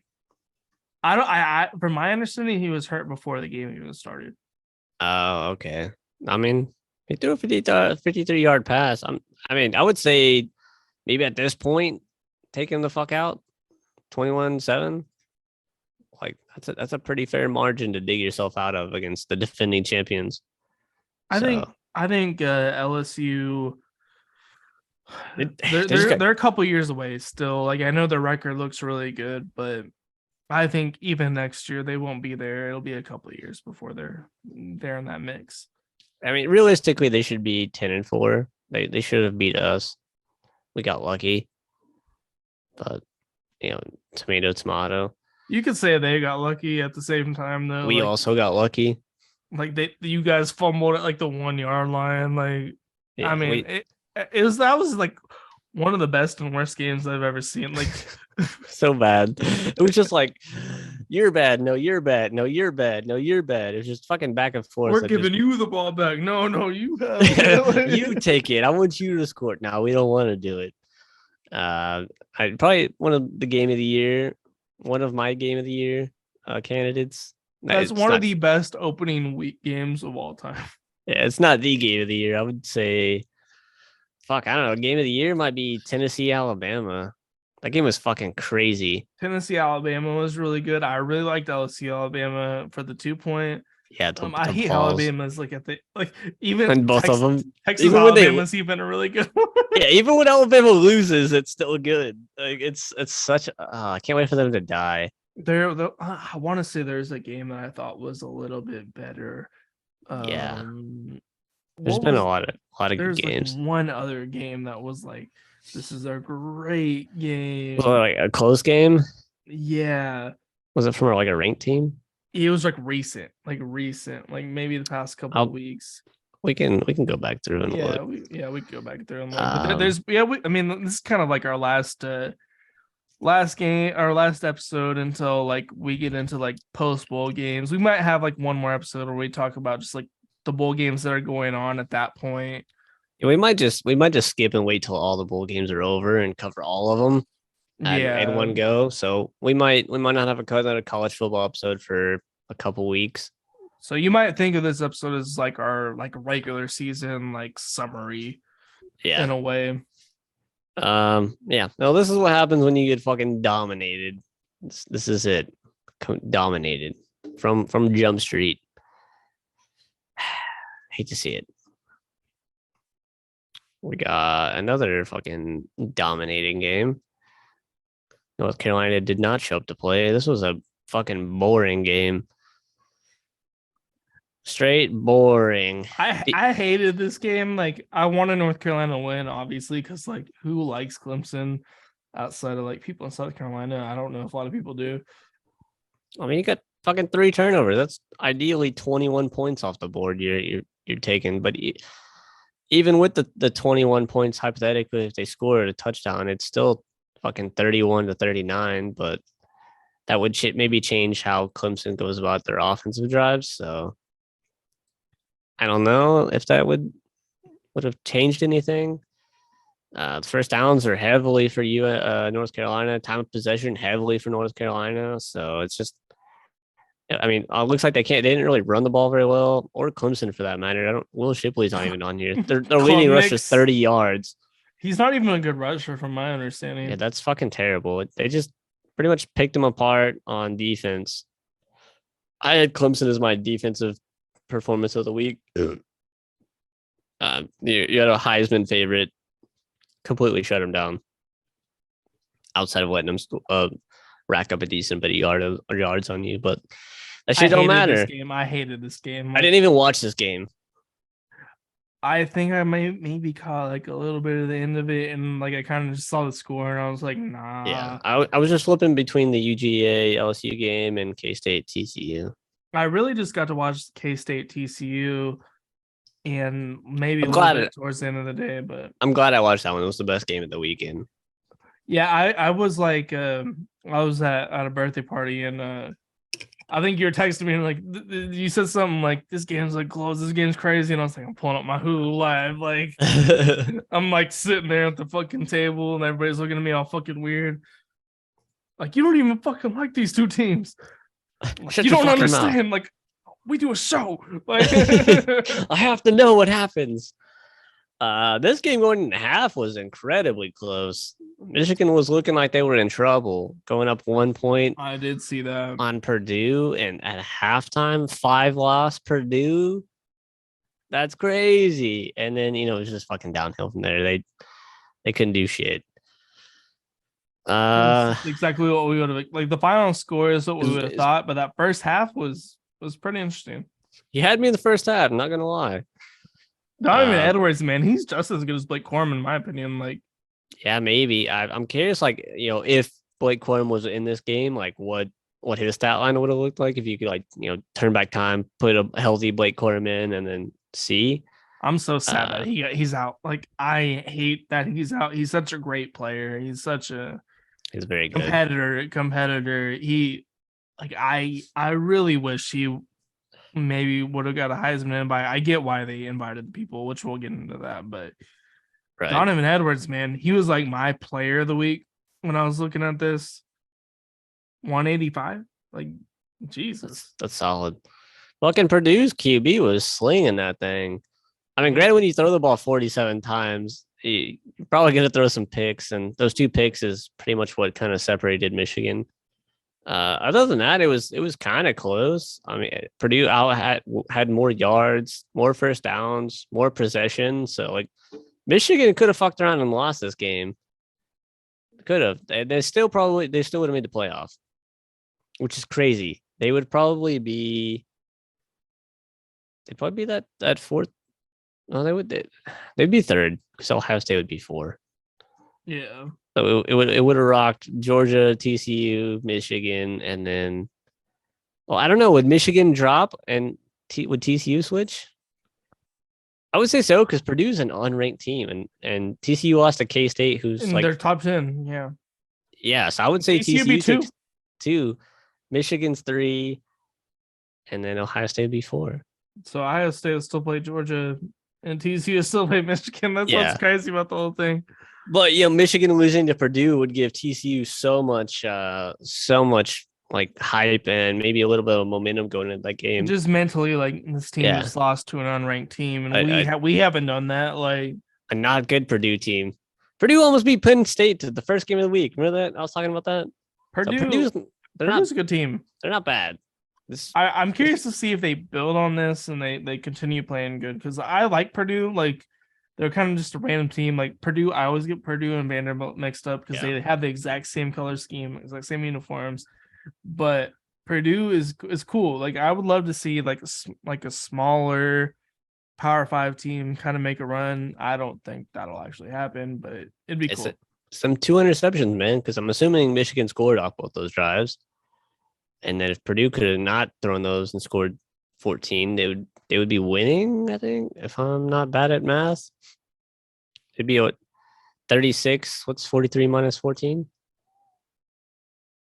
30. I'm so bad at math. It'd be like 29? 32. No, 29. Yeah, I think it's 29. I think I'm a dumbass. Yeah, I think it's 29. 43 minus 14, 29. Yeah, so it'd be fucking 36 to 29. And they would have probably won. So, it's probably let's do the play-by-play. I'm curious. When did the interceptions happen? Okay, so it's 13 to 28 here. Interception. Oh, they didn't score, so my point was invalid. Field goal, 16 to 28. Michigan threw an interception, then they got a field goal. So it's a 9-point game. Punt, interception, then they scored a touchdown. Yeah, so I mean, it had an effect, but maybe it didn't have the effect that I was thinking it might have had. Oh well, hate to see it, man. It was an okay conference championship weekend. It's not as good as I thought it was gonna be. It's more like It was kind of boring, to be fair. this was this one good game game. kind of this game kind of like this whole actually week kind of showed why they need to switch to 1 and 2 though.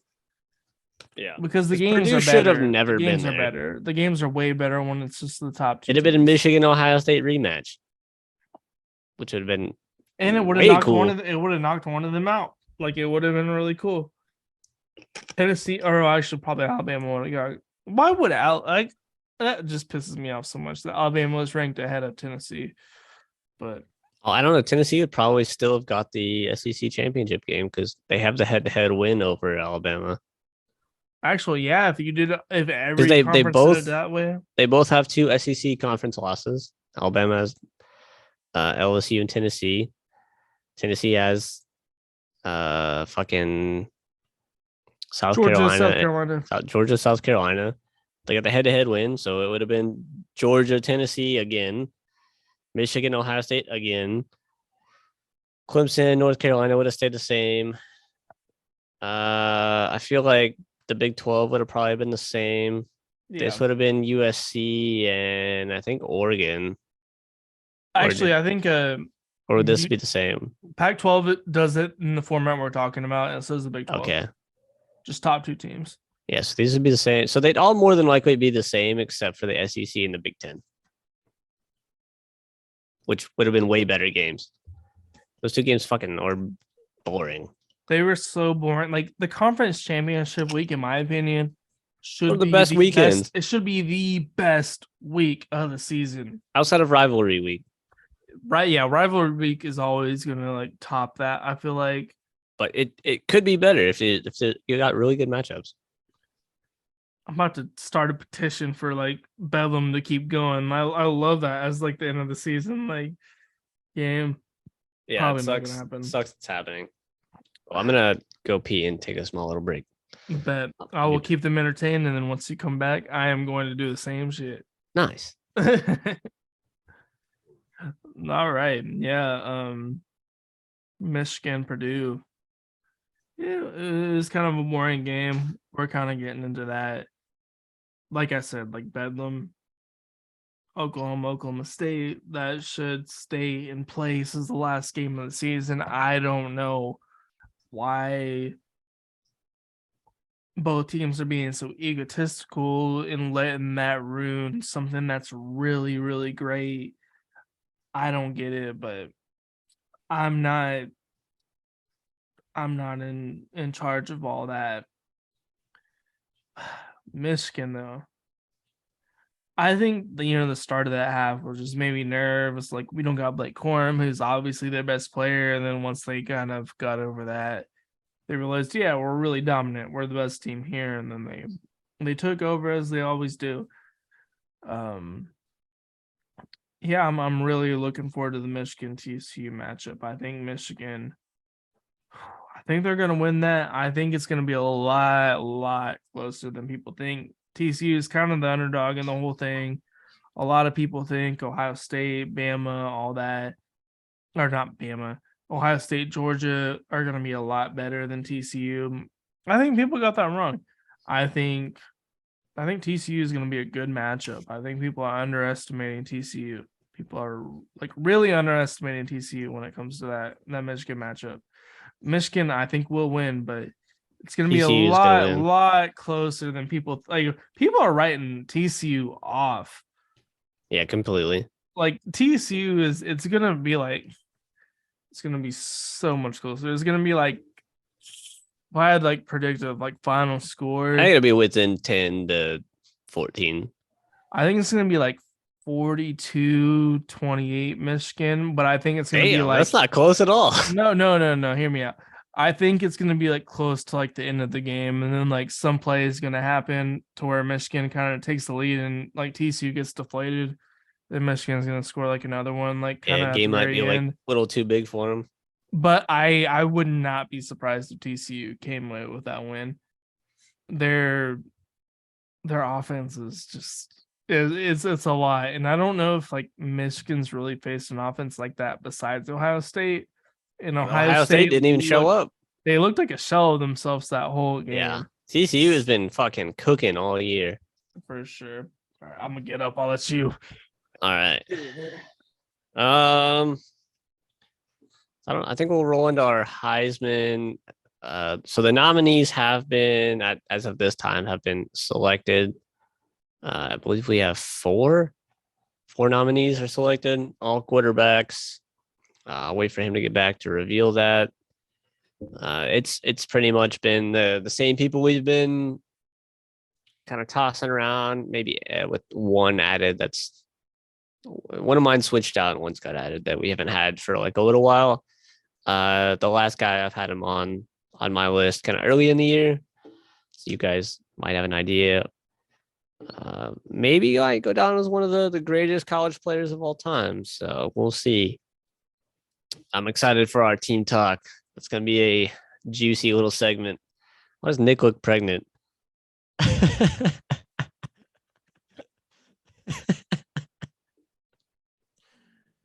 Oh my God. What? You stood back there like you like looked and like you just like stuck your stomach out and I was like, why does Nick look pregnant? What the fuck were you looking at back there? I was looking for my vape. Just the way you stood up, he was like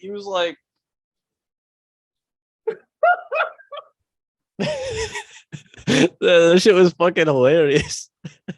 I found it. I was talking and I like looked at you and I was like, I just completely stopped. I was like, why does Nick look pregnant? That was great. The gray shirt. I was looking for my vape. I was like, where is it? Like, where did I put it? Oh, you stuck it out and everything. I love That's hilarious. All right. We'll roll into Heisman stuff. All right. I was saying, Heisman nominees have been selected. We got CJ Stroud, Caleb Williams, Stetson Bennett, Max Duggan. Like I was telling them, we pretty much knew at least three of these guys were going to be guaranteed. Stetson Bennett snuck his way back in here. Yep. He might go down as one of the best college players of all time. You know, going from a walk-on, not being the starter, to winning the championship, coming back, maybe repeating. I don't think he wins the Heisman here. He hasn't had a good enough season statistically, in my opinion. To me, it's between Caleb Williams and Max Duggan. But I think CJ Stroud has better stats than Max Duggan, but I think Max Duggan's has just had the better year, like overall. Led a TCU team nobody had to a Big 12 championship and now into the playoffs. I kind of wish it was going to be after the playoffs, like the Heisman voting. Like maybe it'd be cool if like TCU and Ohio State played each other and like that would settle that debate there. Like, oh, we'll just give it to whoever wins. It'd be kind of cool. But I don't know. I think Caleb Williams is going to get first. I think he's going to win it. It'll probably be Max Duggan second, maybe CJ Stroud second. It's gonna be second, third right there, and then Stetson's gonna be last, like for sure. He'll get last. He just got invited based off of maybe almost repeating. So I think what Stetson was like he's a senior. It's his last year. Let's just like let him have this experience. He's got a great story. So yeah, I think if we're being honest, Caleb Williams is gonna win this award. I hate it. I think Max Duggan should probably win it. Yeah. But Caleb has the better stats. He's the flashier name. He's more mobile. Unless they, take into the fact that, he's not in the playoffs and Max Duggan is. Well, and like I saw a lot of this debate this weekend about like how the Heisman has a lot to do with like off the field character and stuff, and a lot of people didn't like that. He said fuck Utah, which I don't think anybody who cares is gonna care about that, but you never know. Maybe some of these voters, man, sometimes like they vote so off of what is actually deserving that maybe Duggan gets it. Why is the Oregon mascot back here? That's a great At the question. Pac-12, were like all the Pac-12 mascots here? That's kind of what I'm assuming is that like all of them are chilling Dude there. looks stunned. He's like, that's too much, man. That's way too much. It's a cool picture. That's a cool picture. I'd fucking make that my profile picture on something. Would take a little shot at Oregon. Maybe I wouldn't even include the Utah guy in there because you lost to them, but just do like this right half. Make it look like you did it to Oregon, but then Oregon's just watched him these teams play. Let's see. He has minus 2,500. Yeah, he's pretty much gonna win. I don't see him not. I don't know this. I guess CBS has CJ Stroud ahead of Max Duggan. I think Max Duggan, if we're going specifically off stats, obviously Stroud's the better quarterback. But like when we go off just the fucking grit, heart and look, he wasn't even the starter. Like same with Stetson Bennett. The dude wasn't. He was a walk-on, wasn't a starter. Now he's a fucking champion. Nobody wanted it more than Duggan. Like I swear, Caleb Williams didn't want it more. CJ Stroud didn't want it more. Because they lost. Stetson Bennett didn't even want it more because he's already got it. Like Max Duggan did literally fucking everything he possibly could, and then they didn't give him the ball. And I fucking guarantee he would have scored that goddamn ball. I know he would have. The dude's a dog. I hope for some reason, like you're saying, they should grow up as far as the character stuff. But in this case, I hope they care about that just so Duggan wins this thing. But I mean, if they don't give it to Caleb, it's going to CJ. I mean, that's probably the truth. And Caleb should win it. Caleb should really win it. He's the most exciting player in college football. The only way Max would have won is if he would have won the Big 12. That was his only shot. He should. Like if he won that, I blame the coach. Probably his award. It was probably his award. I blame the coach, man. I would be pissed. He ain't out there fucking calling plays. This ain't the NFL. He's not Peyton Manning. It's the coach of the offensive coordinator. I don't know who calls the plays for TCU, but whoever it is, fucking dipshit, you should resign and give your fucking paycheck to Max Duggan because you costed him a Heisman, like for real. You did. Like, you fucking assholes, and maybe even the second spot in the playoffs. I feel so bad for him because like we're looking at like he was not the starter to start the year, and he could have the Heisman. You know, if TCU wins out and wins the championship, I don't think he'll give a fuck. Yeah, I mean, that's the only thing that's gonna make it better. He shouldn't. If they win the whole thing, like who cares about the Heisman? Like, yeah, but nobody's gonna be talking about the Heisman. I don't know. The Heisman, it's different. I've said it a lot of times. They have commercials on the fucking Heisman. It's the best award in sports. I've said it multiple times. I agree. There's not a better award. I just don't like the way they vote. Like, why? There's 4 fucking quarterbacks at the ceremony. There's better players in college football. Honestly, I think Blake Corum should have been ahead of Stetson Bennett. Stetson Bennett's only there because he's going for his second national championship in a row, and he's had a pretty good season. He hasn't had a great year, but he's done nothing wrong. He's just cooking. He's not like, hey, let's go, Jordan Travis coming back next year. Oh, I mean, I think that was kind of given, but I mean, yeah, but there's a possibility. Hey, just the confirmation. We're winning the championship next year. You heard it here first. That's my prediction for next year. Is that an emotional prediction or like logically you think you're gonna win that championship? Both. We have a great team, and we're gonna hit the transfer portal hard. I do think you guys will hit the transfer portal. We have to rebuild our entire defense though, which is unfortunate. I hate to be this guy, but I'm just going to say pick Bama for next year. With no Bryce Young? Oh, yeah. No. I mean, when Bryce Young came in, we were like, oh, they just got rid of Mac Jones. How are they going to replace him? And then, Bryce Young comes in. You know, they're going to go out and get somebody in the transfer portal if they don't think Milrose. I'm curious who Georgia has lined up to replace Stetson. So I heard it was Georgia's going after DJ. That's what I've seen. I think that's a bad idea. I don't think it's a good fit. I really don't. I think that team's way too big for DJ. Like Clemson's too big. Like he did not play good there. What makes you think he's going to play good? Unless the offensive line is just vastly superior at Georgia, which I'm not for sure on. I don't know if maybe like protection issues were his problem. I haven't watched a whole lot of Clemson games. I've only watched like maybe 2. But I think DJ is a Pac-12 quarterback. I hope he goes to the Pac-12. Oregon would be a good fit too. Bo Nix leaving. But if he wants to go to Georgia, like best of luck to you. I think Georgia defensively probably could carry him.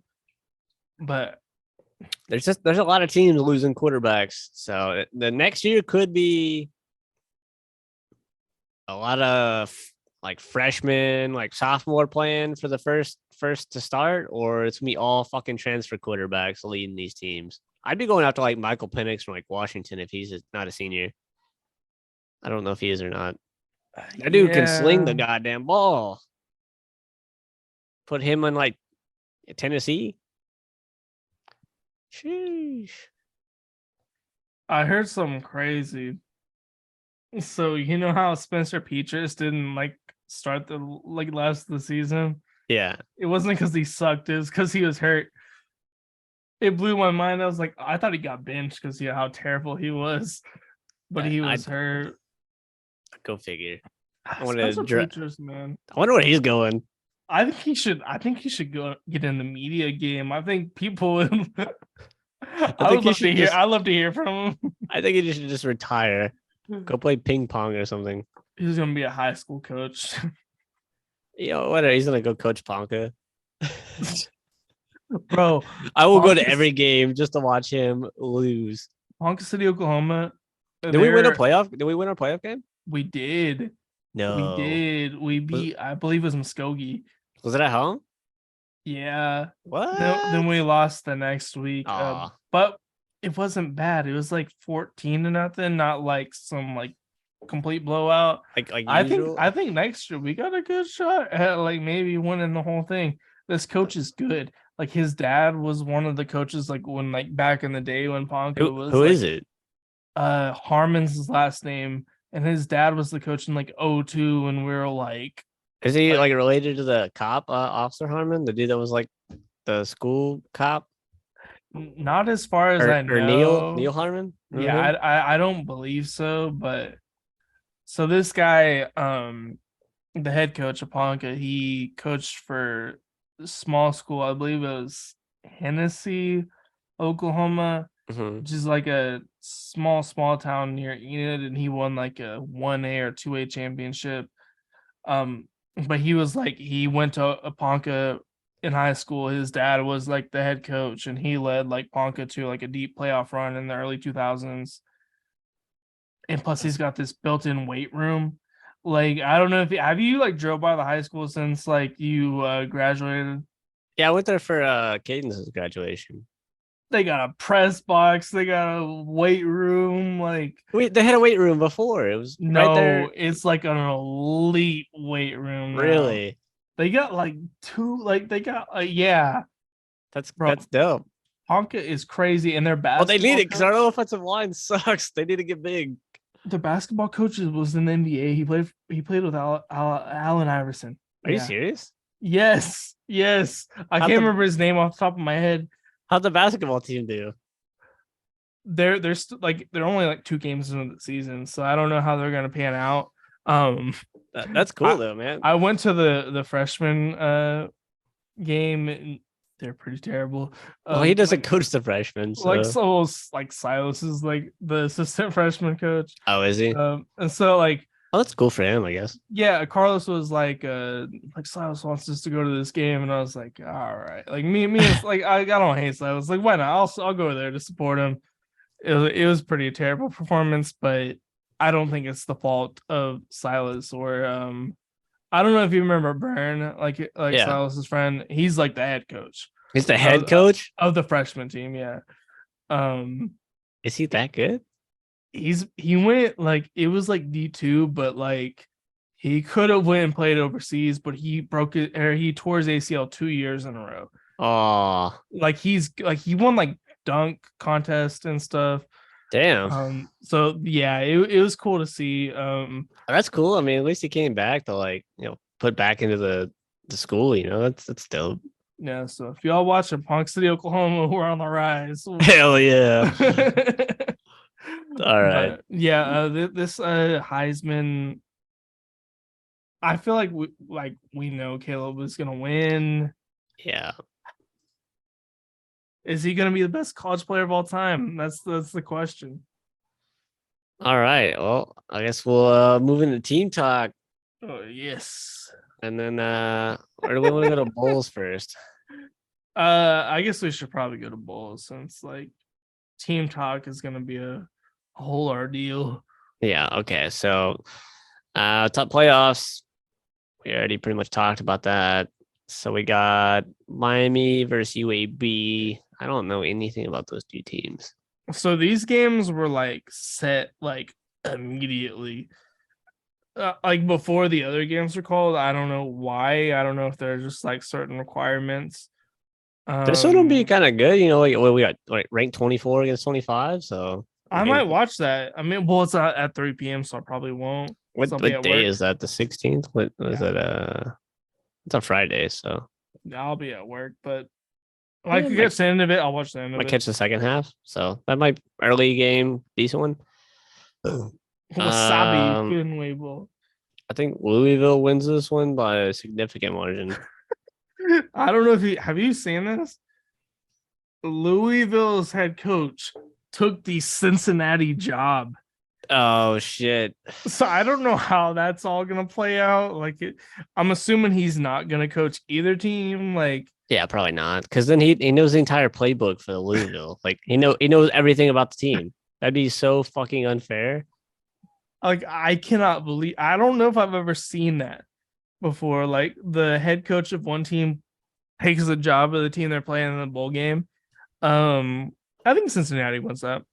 You think Dion's coaching this game? He said he was. Okay, so they're winning that. They're winning that. Yeah, they probably. I don't even know who the fuck North Carolina Central is, but that's not going to be a good game.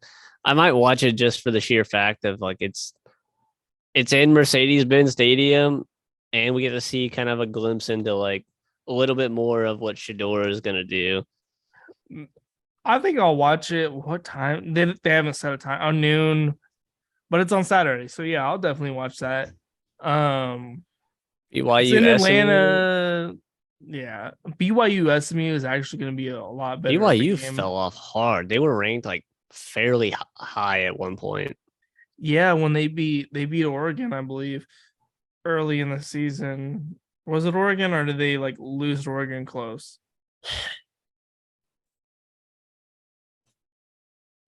Nah, they had to have lost Oregon because Oregon only had like 2 losses. Yeah, it was Oregon.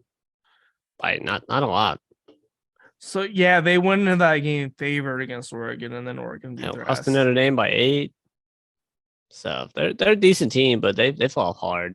SMU, I think BYU actually will win that, but SMU is a good team. I think I'm gonna go SMU on that one. Washington State, Kimball. Fresno State. Go Washington State. I don't know either of these teams. I know Washington State has competed against some good teams, so I'll go Washington State. Rice and Southern Miss. Don't know about either of these teams. No quite idea. Honestly. Shall I go Oregon State? Oregon State's gonna whoop the fuck out of Florida. First off, I hope Anthony Richardson. He's probably going pro. He's not gonna play in that game. Or he's transferring. Kitna is in jail. He's not playing. So oh god, they're gonna be on their 3rd string quarterback. Oregon State's a solid team. That might be the biggest blowout of bowl season, quite honestly. Could be very good. Bro, if Anthony Richardson doesn't play, bro, when you tagged me in that Kitna, because that was like the week after we played them, and he came in and played against us for like a whole drive. We talked about him like last week's episode, like. Yeah, we didn't say much about him. We're like, yeah, Kitna came in, John Kitna. I was just mad. And then fucking serves him right playing for that shitter team. You should went somewhere else. First off, like that is disgusting. I hope he rots if that's what he actually did. Like I can't say for sure. He's still innocent until he's proven guilty. I'll always agree with that. But if that's what he did, he can rot. Good riddance. North Texas versus Boise State. It should be Boise State, but I don't know anything about North Texas, so I don't know. Marshall versus UConn. Marshall's beating that ass, I think. UConn's had a good year. Like they've had a really good year. This is like the best, like one of the best UConn football teams that like they've probably ever had. And Marshall beat Notre Dame, so that's a tough one. I think Marshall is going to beat that ass because I think UConn's a couple years away with Jim Moore Jr. I'm going UConn. I could see it. I mean, I could see it. I don't know about either of those two. I don't know about those. Liberty's the only team I really know about, so I'll go Liberty. I think Toledo wins that one. Okay. I haven't been following Toledo, so they might be pretty good. Toledo's solid. I really don't know about either of these teams. I'll go Western Kentucky. Baylor should beat the dog shit of the Air Force because I'm pretty sure I think they still run the triple option. I know they're the better of the military teams because they're in the Mountain West, unlike the Army and Navy that are just independent. Well, the Army Navy game's this weekend. I'm excited for that. Yeah, what's that one? I'm pretty sure it's this weekend.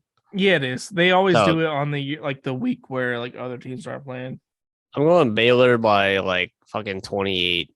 Should be. But I would fucking love for Air Force to beat them. That'd be sick. I think Baylor's gonna win, but I think it's gonna be a little bit closer. I think it's gonna be about by like 10.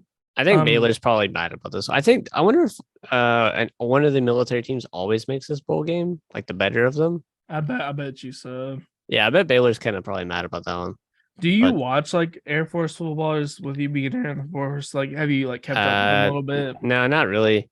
It's no, not at all. And to be fair, it's hard to root for like these teams because like the weight limit, so that you can't have like the offensive linemen are kind of built like fucking linebackers. So like they can't. I think they get a little bit of a waiver, but they still have to get in shape for like PT tests and shit like that. So they can't be pushing 300 pounds and stuff like that. They might be in the 200s, but do you think like maybe they should change something like? After they're done playing football, that's when they have to like hit that weight limit. Or I'm not in the military, so I don't know. Like, I think they should definitely. If you feel disrespected if they got something like that. No, I think that if you're playing for a some sort of team or like you make the Olympics or something like that, because that can happen. Like, because the Air Force has like a wrestling team, so like you could hypothetically make the Olympics.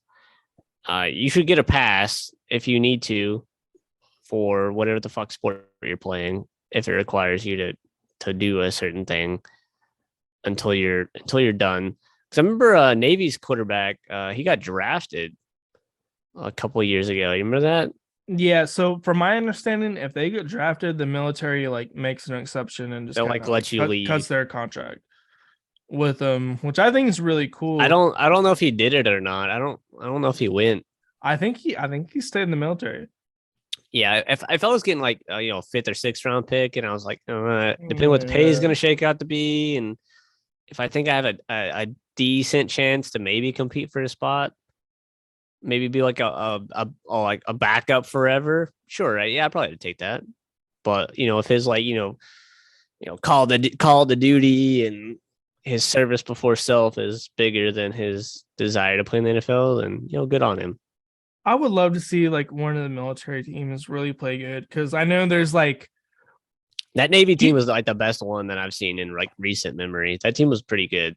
You know more than I do, but like I know there's like definitely like a rivalry between the branches. Like you guys don't like each other, from my understanding. We don't like. It's not like we don't like each other. We just like we're the only ones that can dog on each other. Like nobody else is able to like talk shit on us. But like when like shit comes down, like we have each other's backs. We're all a team, yeah, obviously. Yeah, but it's like I think that the Marines have like the Citadel team. I'm pretty sure that's their academy, the Citadel, if I'm not mistaken. I believe so. Yes. And then the Air Force, Army, Navy.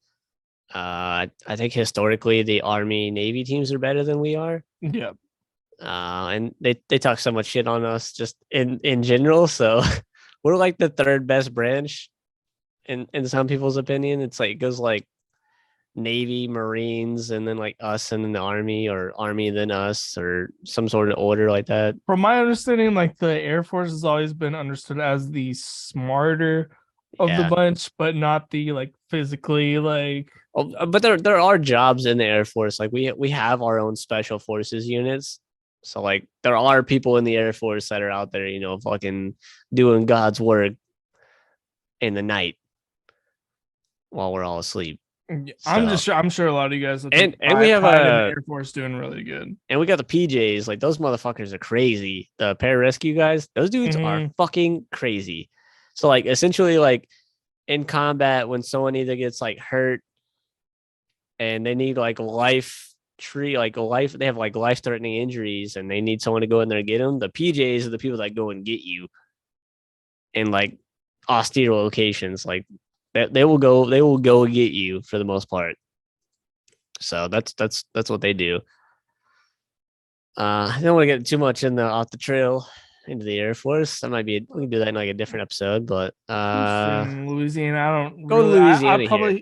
I actually think Houston will win this one. I like their coach. I can't remember his name off the top of my head. He was the offense coordinator for Oklahoma State. He coached West Virginia for a bit. I think he runs a good offense.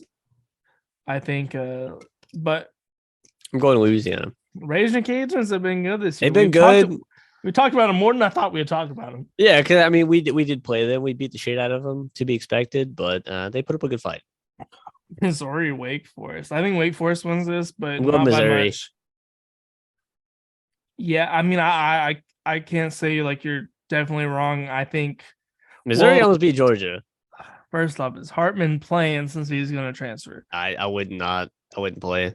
So if Hartman's not playing, Missouri's probably going to win. If Hartman does like, I want to give one more game to Wake Forest, I think Wake Forest wins. This ain't the game you want to play for your last game. This ain't it. The fucking Gasparilla Bowl.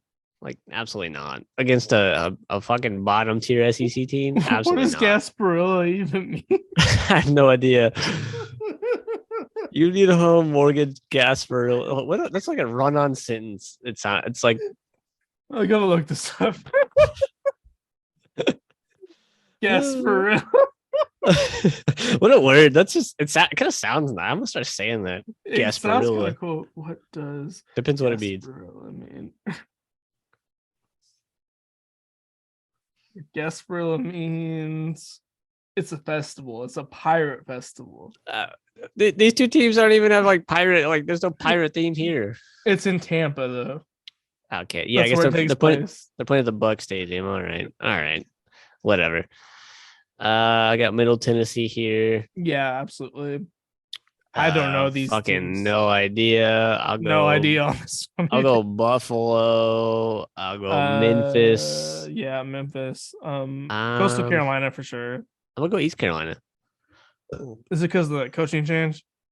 No, I think East Carolina's QB is fucking. That dude's got some time in that team. He's solid. They almost beat NC State. Damn. I'm gonna go Wisconsin here. OSU has not won a game in like a month, right? I think. Yeah, they haven't won in a fat minute. They haven't won since they lost like TCU, right? They lost to West. They lost to West Virginia. They lost to OU. I'm trying to think who was their first loss. TCU. So yeah, they haven't won a game since then. They lost to Kansas, K-State, OU, and West Virginia. Yeah, they haven't won a game in like over a month. So I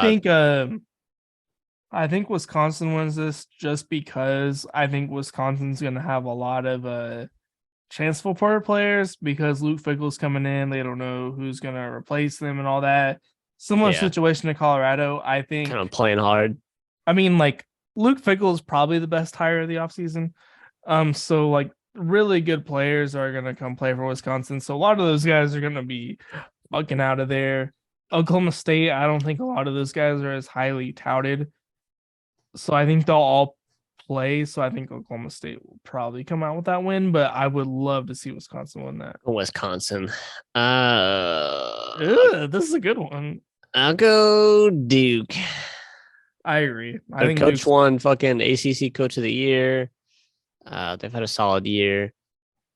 Duke's So, been a solid team the whole year. So yeah. I think Arkansas is gonna destroy Kansas. I hate to say it.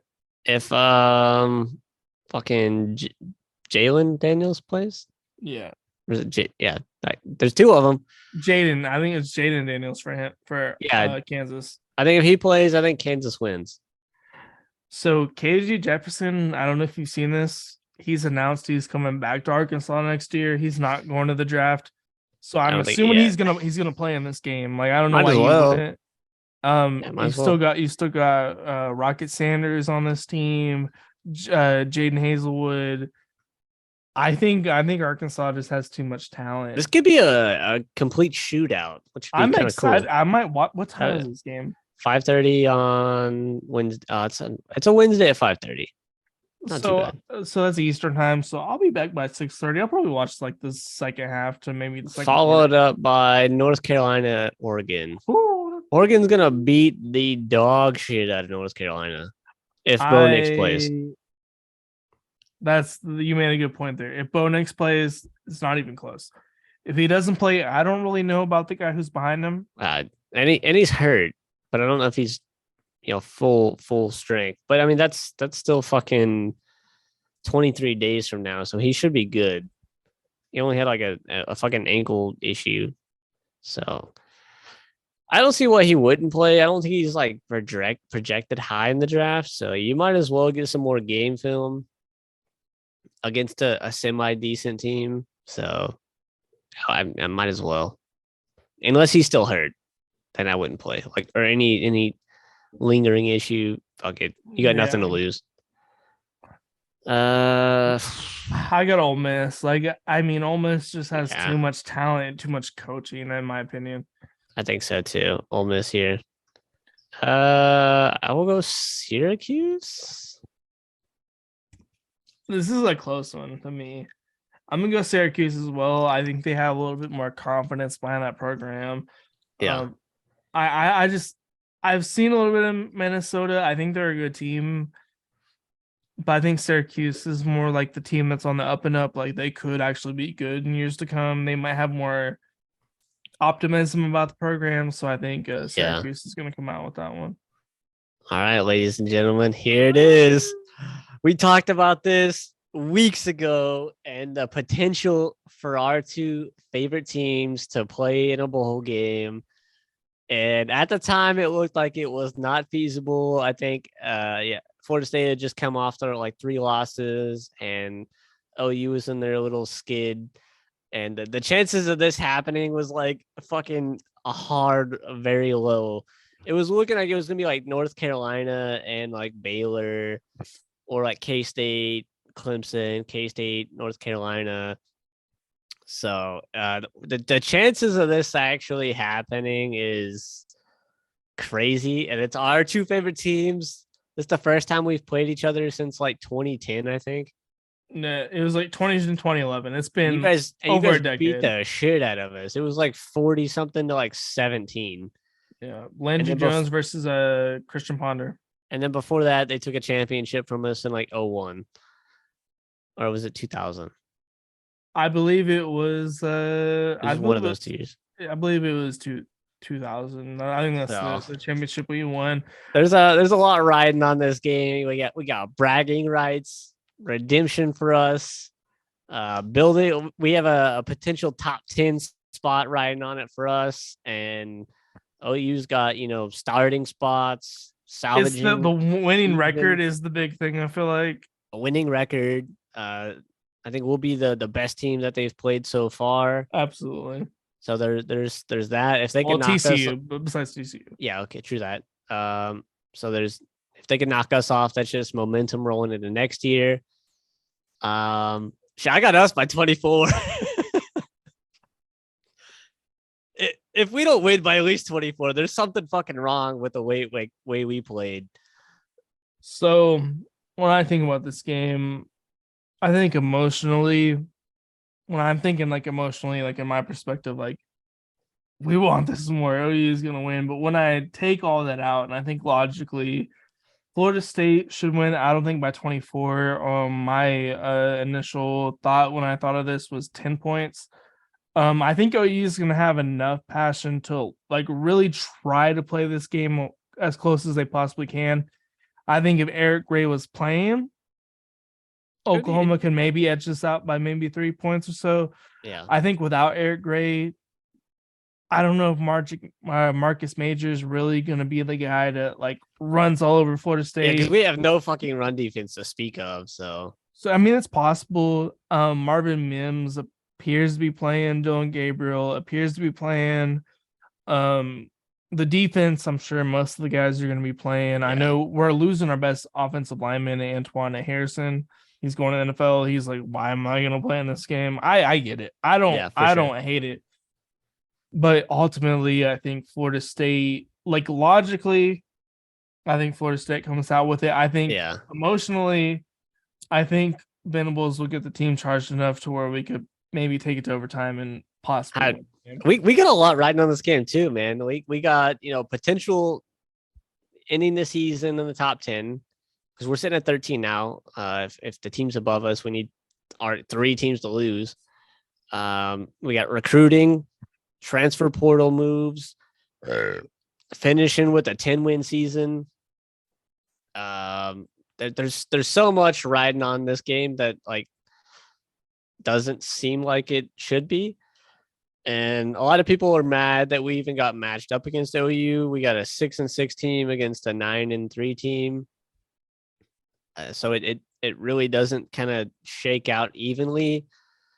We were kind of thinking we was going to get matched up against like Oregon or Alabama or Tennessee, which logically that's what you would think. But I kind of like this matchup. We got 2 really big schools, really 2 big brands. This is good for both of our schools. Yeah, regardless of who wins, it's going to bring money into the teams.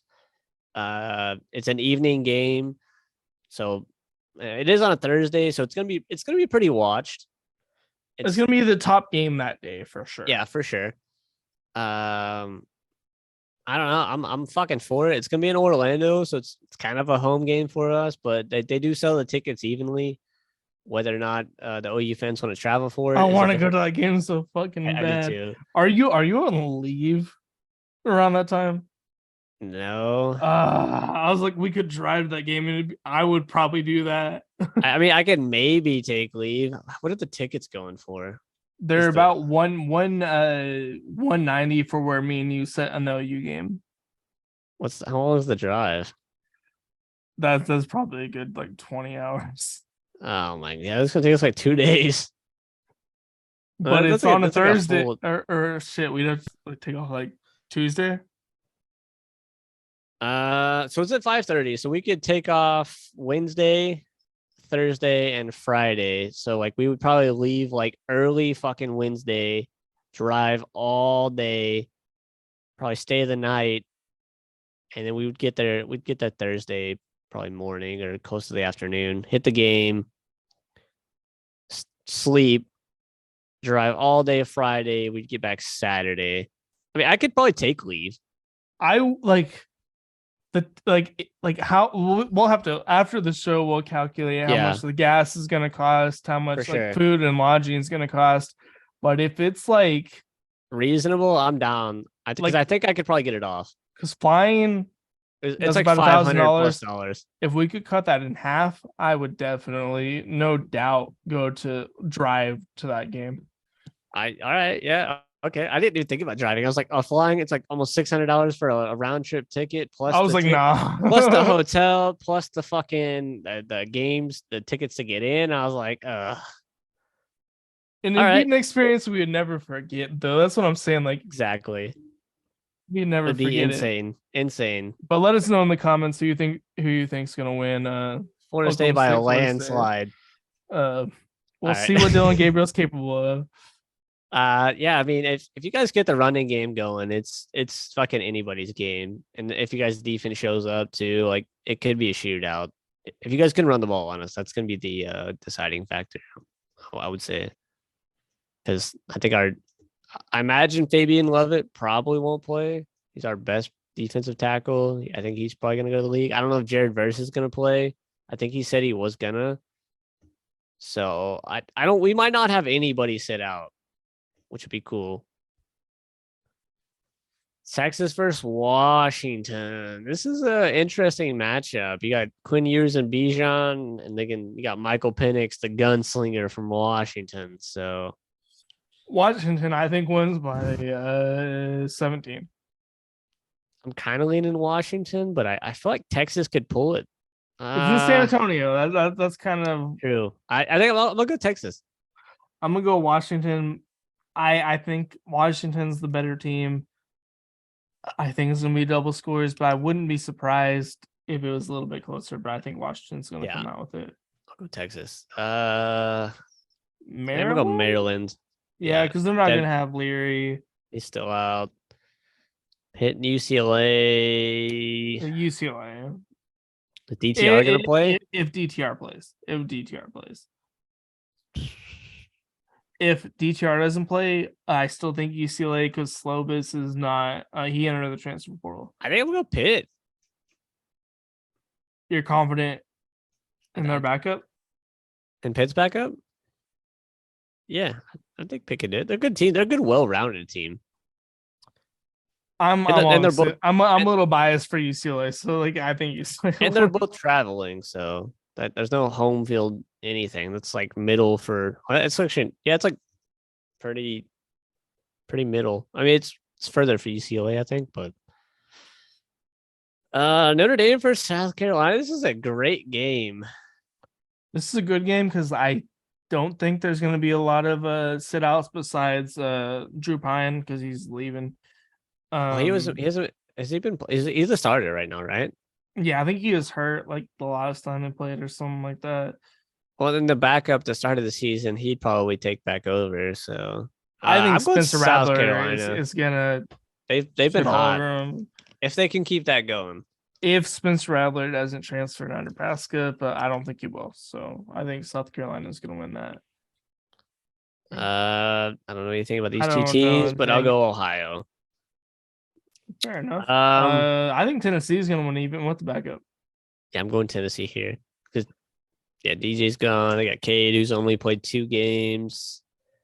Their defense is not that good, though. Their defense is really not that good at suspect. And then Clemson does have players that will probably get drafted. Same with Tennessee, so there could be some players sitting out of this game. Does Will Shipley play? So I imagine he'd get drafted at some point. He's pretty good. I think he can go to the league this year. So if he does go, I'm pretty sure he can. So both of us on Tennessee. Will Levis is definitely not playing for sure. I'm going Iowa. Even with Will Levis sitting, Iowa. I think Kentucky wins. Kentucky for sure. Iowa doesn't have an offense, and their backup transferred. So like, what are they gonna do? The third string? Oh, true that. Never mind. Oh, yeah, Kentucky. You're right. I think K-State's going to win. I think too many Alabama players are going to sit out this game. If all of Alabama players that are available play, sure, Alabama, but they're not going to. So K-State. I hope K-State wins. I think K-State will win. I think they'll win by like 21. All the Alabama players are just like, nah, but Bryce Young is definitely not playing. No. Okay. Yep. I think I'll go K-State. Here, Illinois, yeah. They got a solid defense. The Cheez-It Citrus Bowl. I think Purdue's going to win that one. I think Purdue's got a shot. They're a more physical team. I'll go Purdue as well. This is solid. I think Tulane wins that because USC is going to be so deflated. Caleb Williams definitely doesn't play. Coming off an injury last week, there's no fucking way he plays. I'm going Tulane as well. Rose Bowl, I'm going Utah by a blowout. It's probably Cam Rising's last game. The dude's a dog. He's a fucking warrior. Penn State has been a fraud. This will show that Penn State is a fraud or they're not, and I think it's going to show they are. I think Utah. I agree. Wins by blowout. I'm thinking Utah by about 28. I'm saying at least 21. Like early, like maybe going into half. Utah's so much more physical. They're so much more gritty. Penn State and like their best players, like they got a cornerback. He's not playing. He's going to the draft. So their best defensive player, he's not playing. Sean Clifford's a senior. This is gonna be his last game too. So we'll see if he can muster something up. He does have his game. So maybe he finds his manhood in this game. I feel like Utah's really got that. Is that like all the big ones? Yeah. That's all of them, and period. We went through them. I mean, we got our predictions. I feel like once y'all rewind back, I'm going pretty accurate. TCU over Michigan, Georgia over Ohio State. Did we not? We didn't go over these, did we? We did earlier, but I think we kind of declared. Yeah, I got Michigan over TCU, and I got Ohio State over Georgia. Oh, you're going to Ohio State? Yeah. Sheesh. Okay.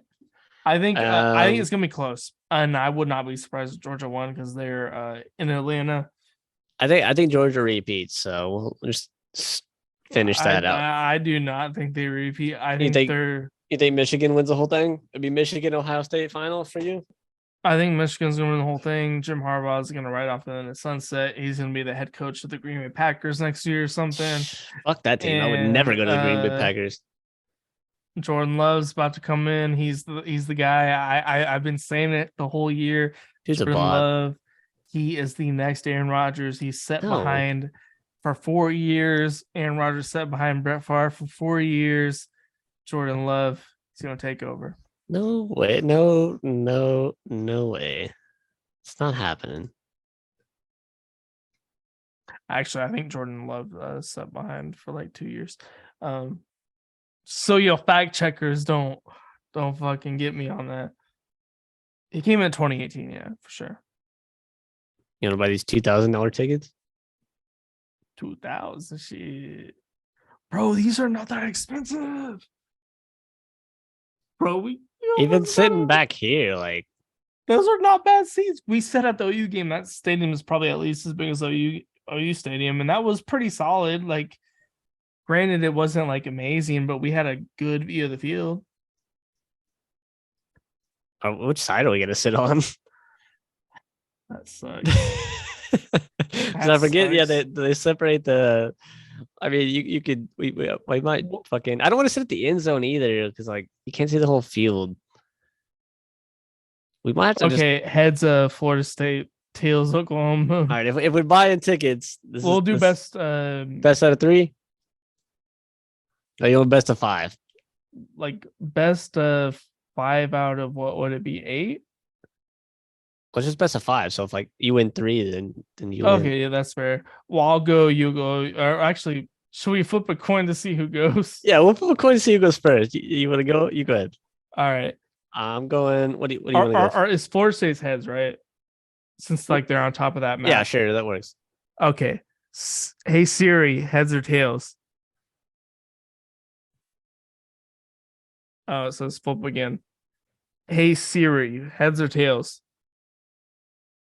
It's heads this time. So right, Florida State. I'll flip first. I guess I'll just go heads every time you go tails. Yeah. All right. So this is starting at best of 5. Second. Yeah. Oh yeah. Since we're starting it. Okay. Yeah. Hey Siri, flip a coin. It's tails. All right. No, please God, do not let me sit with them scumbag fans. Hey Siri, heads or tails? Heads. Oh, let's go. Heads. Okay. One up. Hey Siri, flip a coin. It's heads. All right, here we go. 2-1. Hey Siri, heads or tails? It's heads. Oh, let's go! Let's go! We're tomahawk chopping, baby. We're tomahawk chopping. Oh, it's so sad. Like, what's fucked up about this is I like Florida State. Let's go. Let's okay. Like, So ideally, so we got. can we say like 115, 117, where there might be some like OU fans around? Where Or are at? these white the available ones? I think that the blue ones are the available. Like, if we set it like 115, 117, I'd be cool because there might be Those some are OU fans. 500 and 300 a piece. Oh, let's go. Let's look at the price wise. Actually, I'll send. So these are all the highest. I mean, this is like the lowest one on this level. We got 1,000, Oh, Jesus 700, Christ! 2,000. What's the top level? 264 here. We got hundreds. Oh, we should like honestly like yeah, we could set. we should sit there. up top. We should sit up top. Like, And then this on side the is Florida the State same, side. but I don't really want to sit at the end zone. I'd rather sit up it's gonna high. be weird. Like fucking probably dead center ish, like right in here. That's not 154 a piece. That's not bad. Was it 208? Yeah, there's 2 tickets, 154 each. Yeah, sub 200. That's not bad. Like, how much like realistically is gas gonna cost? Like, probably All right, not well that much. let's see the trip. So it's in Orlando. Let's see how far it is.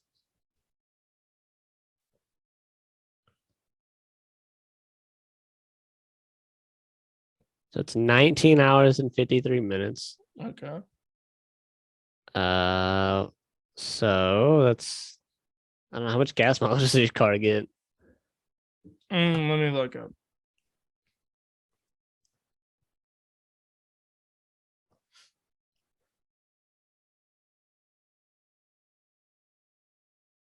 I get 33 gallons per mile on the highway in my car. So I think I have a 2018 Corolla. We'll just go with that. Yeah, 2018.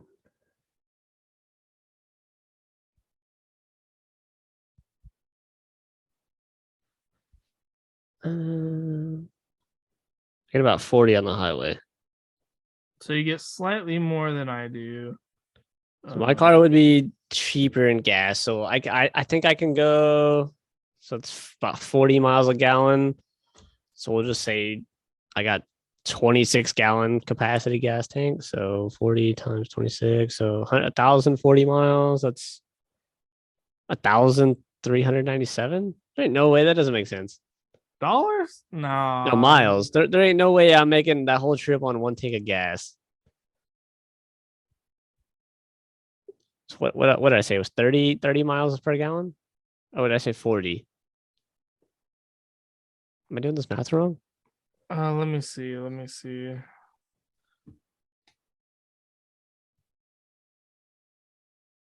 So Shit, it's 1396 miles between Wichita and Orlando if we left from Wichita. Yeah. Is that what you had? Yeah. Are they really saying we can get there on one? There's no way that I feel like this math isn't adding up. We'll probably leave from like Ponca because I think it'd be closer. Well, how far is it from where Ponca? Let's look at that. Because it's fucking 19. Oh, it's basically 20 hours from here.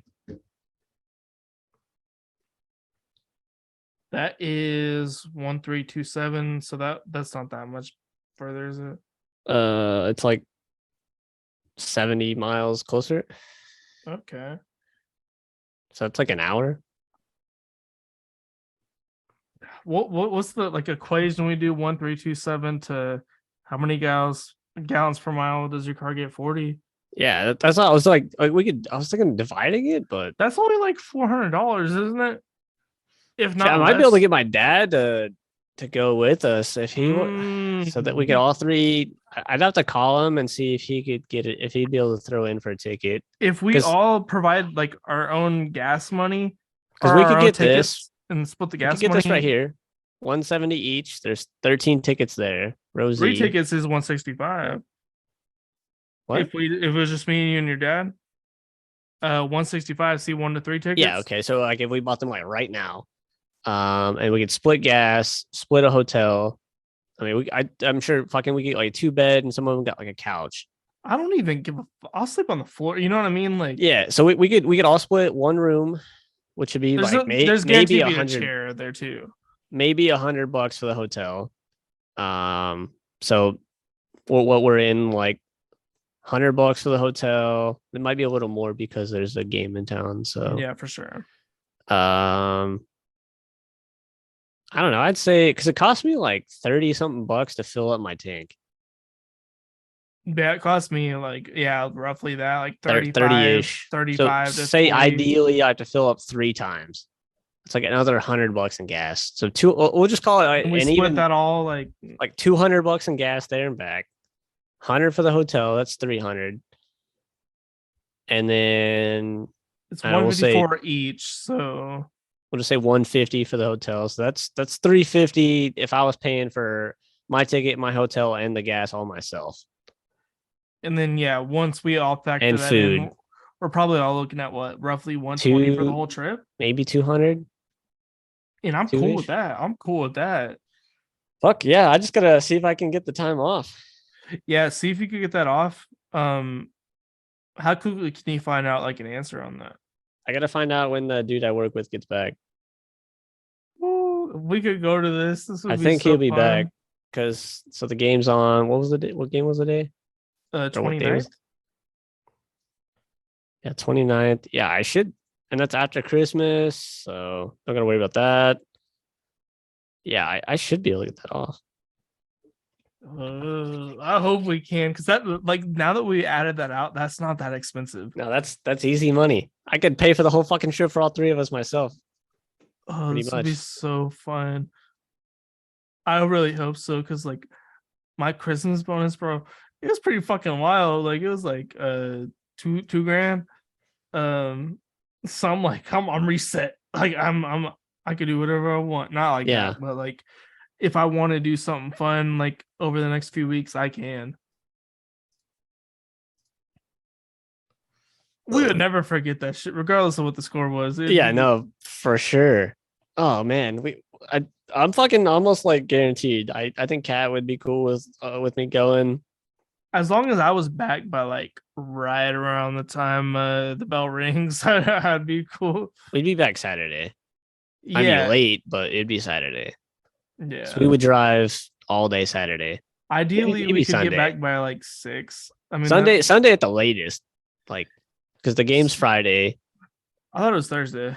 Yeah, it is Thursday. Yeah, it is Thursday. Oh, I that's feel like right. we could easily get back on Saturday if we really wanted to. For sure. Because if there's 3 of us, like we don't even need to. We never need to stop. We can just take turns and we can sleep when we. And shit, sleep. My dad might even drive. He might have a better gas mileage on his car. So that'd be so fun. Like I hope we do it. Yeah, I gotta find out when my dude gets back so I can afford to be gone. Probably latest tomorrow. If I find out tomorrow and if I can get the time off, I'm buying tickets tomorrow. Yeah, just let me know so I can get that time off approved, which I'm sure they will. If I'm like, I'm going to the OU game, they'll be like, all right, you're really dedicated to this. Oh man. And I never take off, so they'll probably be like, all right, this is really important to you. We'll give it to you. Yeah. If not, I quit. that like I wouldn't say I'm like there, but I'm like, it's a once in a lifetime experience, man. Like don't rob me of it. Don't rob me of this. Oh man. And Orlando, I've never been to Orlando. I've never been to Florida. I've been by Orlando. I've been like the closest I've been is like Atlanta. That's the closest I've got to Florida. That's crazy. All right, well, I guess that'll end our college football championship week episode. Next time you guys see us on another college football episode, it might be a little bit from now after the end of the bowl games, which we might be at. All things going according to plan. So we can share some experiences and maybe post some pictures if we get any. But stay tuned for any of the random episodes during the off season. I will be deployed, so I might not be on as much. Nick might be doing some solo stuff. I might be able to pop in on occasion. But until then, we're going to have at least a weekly episode of a random topic and more than likely guests, probably some returning guests. You'll see Jack. You'll probably see Carlos. Like, I mean, I don't know. Yeah, more than likely. But that'll do it for this episode. We'll see you guys on the next one. Appreciate all the support. Roll Tide.